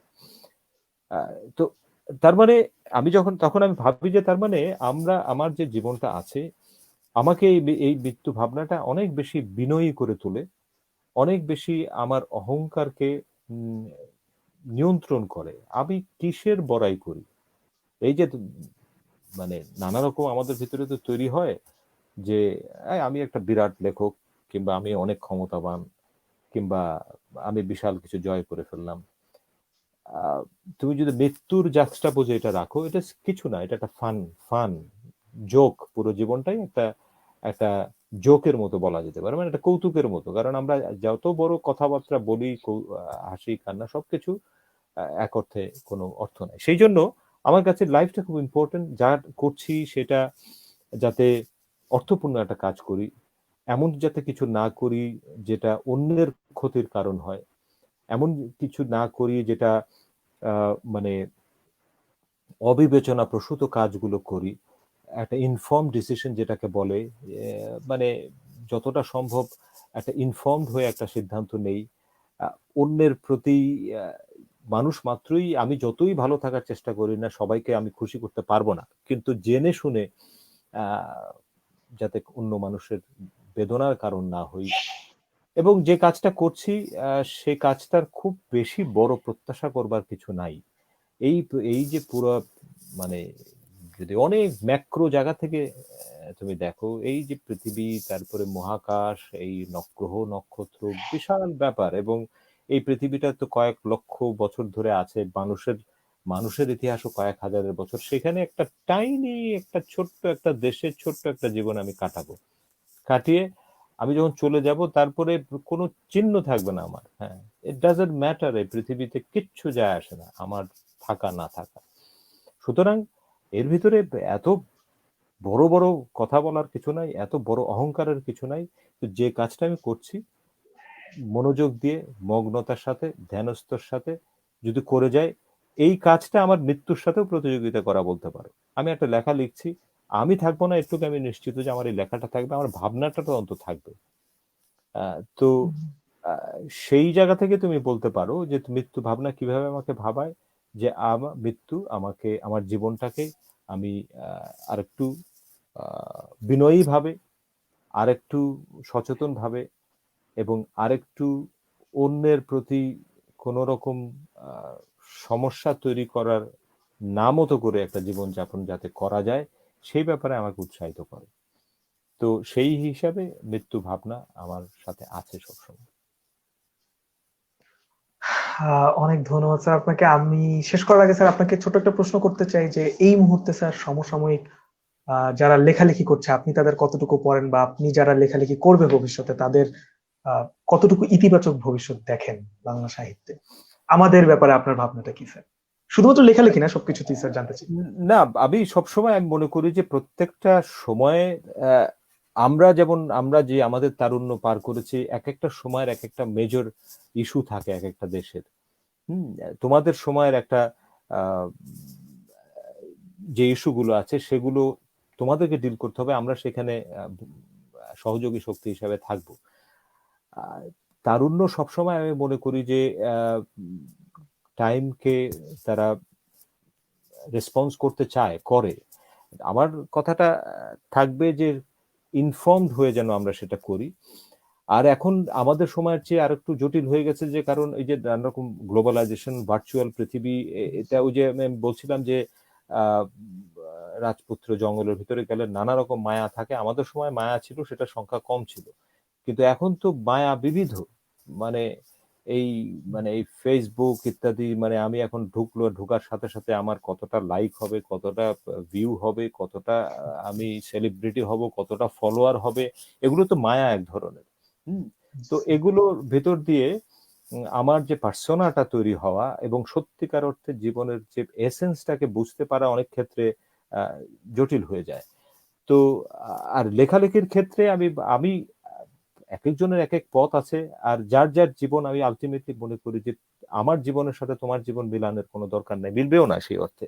যার যার জীবনকে তার মতো করে ফেস করতে হয়, কিন্তু অন্যদের একটা পরম্পরা আছে, সে পরম্পরাটা জানা থাকলে। এই যে তুমি তুমি আমার চেয়ে অনেক ছোট, তারপরে তুমি আমার কথা শুনতে চাইছো। আমি কোনো গুরু না, গুরু হতেও চাই না কখনো, আমি কারো শিষ্যও না, আমি গুরু শিষ্য এগুলো বিশ্বাস করি না। আহ, আমি যেটা করি যে আমি একটা জীবন কাটিয়ে এসেছি, পরের প্রজন্ম যদি সেই জীবনটার কথা শোনে, শুনে যদি কখনো তার কিছু প্রাসঙ্গিক মনে হয়, মনে হতেও পারে। কিন্তু আমাদের একটা অনেক সময় প্রবণতা থাকে কি, যে আমি মনে করি আমি আজকে জন্ম নিয়েছি এবং আমার থেকেই পৃথিবীটা শুরু হলো আর কি। এবং আর পৃথিবী আগে কি হয়েছে ডাজন্ট ম্যাটার। হ্যাঁ, আমি হচ্ছে শুরু আর কি আমার পৃথিবী। এবং এক ধরনের ইগো তৈরি হয় আর কি।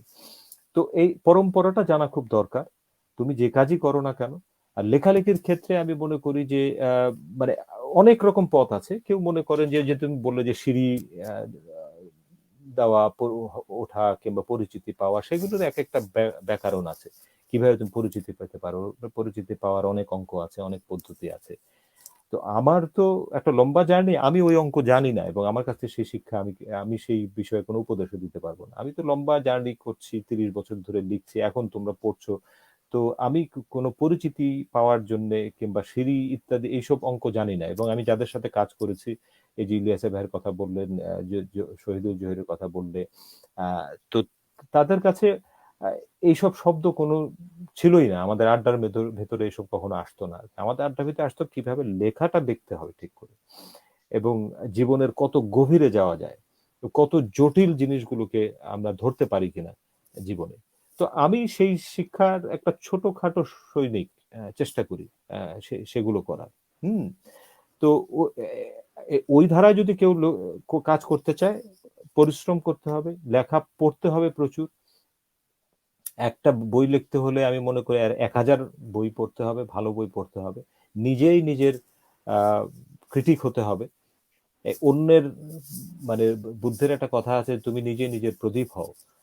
তো তার মানে হচ্ছে প্রদীপটা নিজের ভিতরে জ্বালিয়ে রাখতে হবে। আমরা যদি কে আমাকে কয়টা লাইক দিচ্ছে, আমার বন্ধুরা আমাকে বড় লেখক বলছে কিনা, এবং যখন বলছে যে তুমি তো বাংলা সাহিত্যের কবিতার বিপ্লব করে ফেলছো আর কি, এতে খুশি হওয়ার কিছু নাই। হ্যাঁ, কিংবা আমি এই আগে লেখাপত্র কি, আমি তো লেখা শুরু করলাম, এখন থেকে শুরু হলো বাংলা সাহিত্যের ইতিহাস হবে আর কি।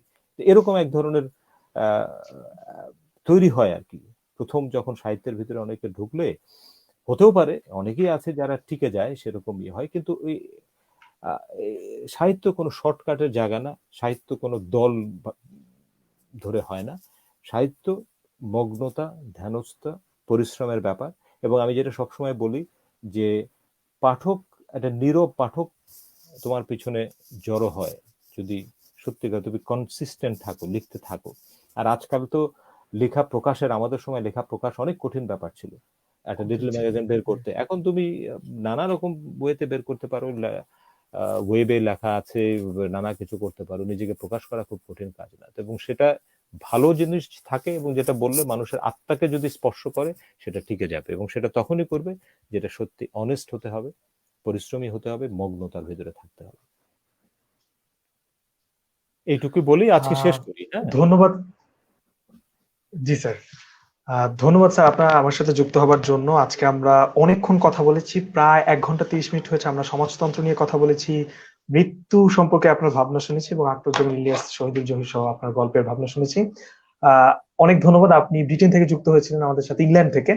তো আমরা যারা শুনেছে তারা আশা করি আপনার ভাবনা থেকে আরো তাড়িত হবে, এবং আমরা নতুন কোনো লাইভ সেশন নিয়ে হয়তো যুক্ত হব।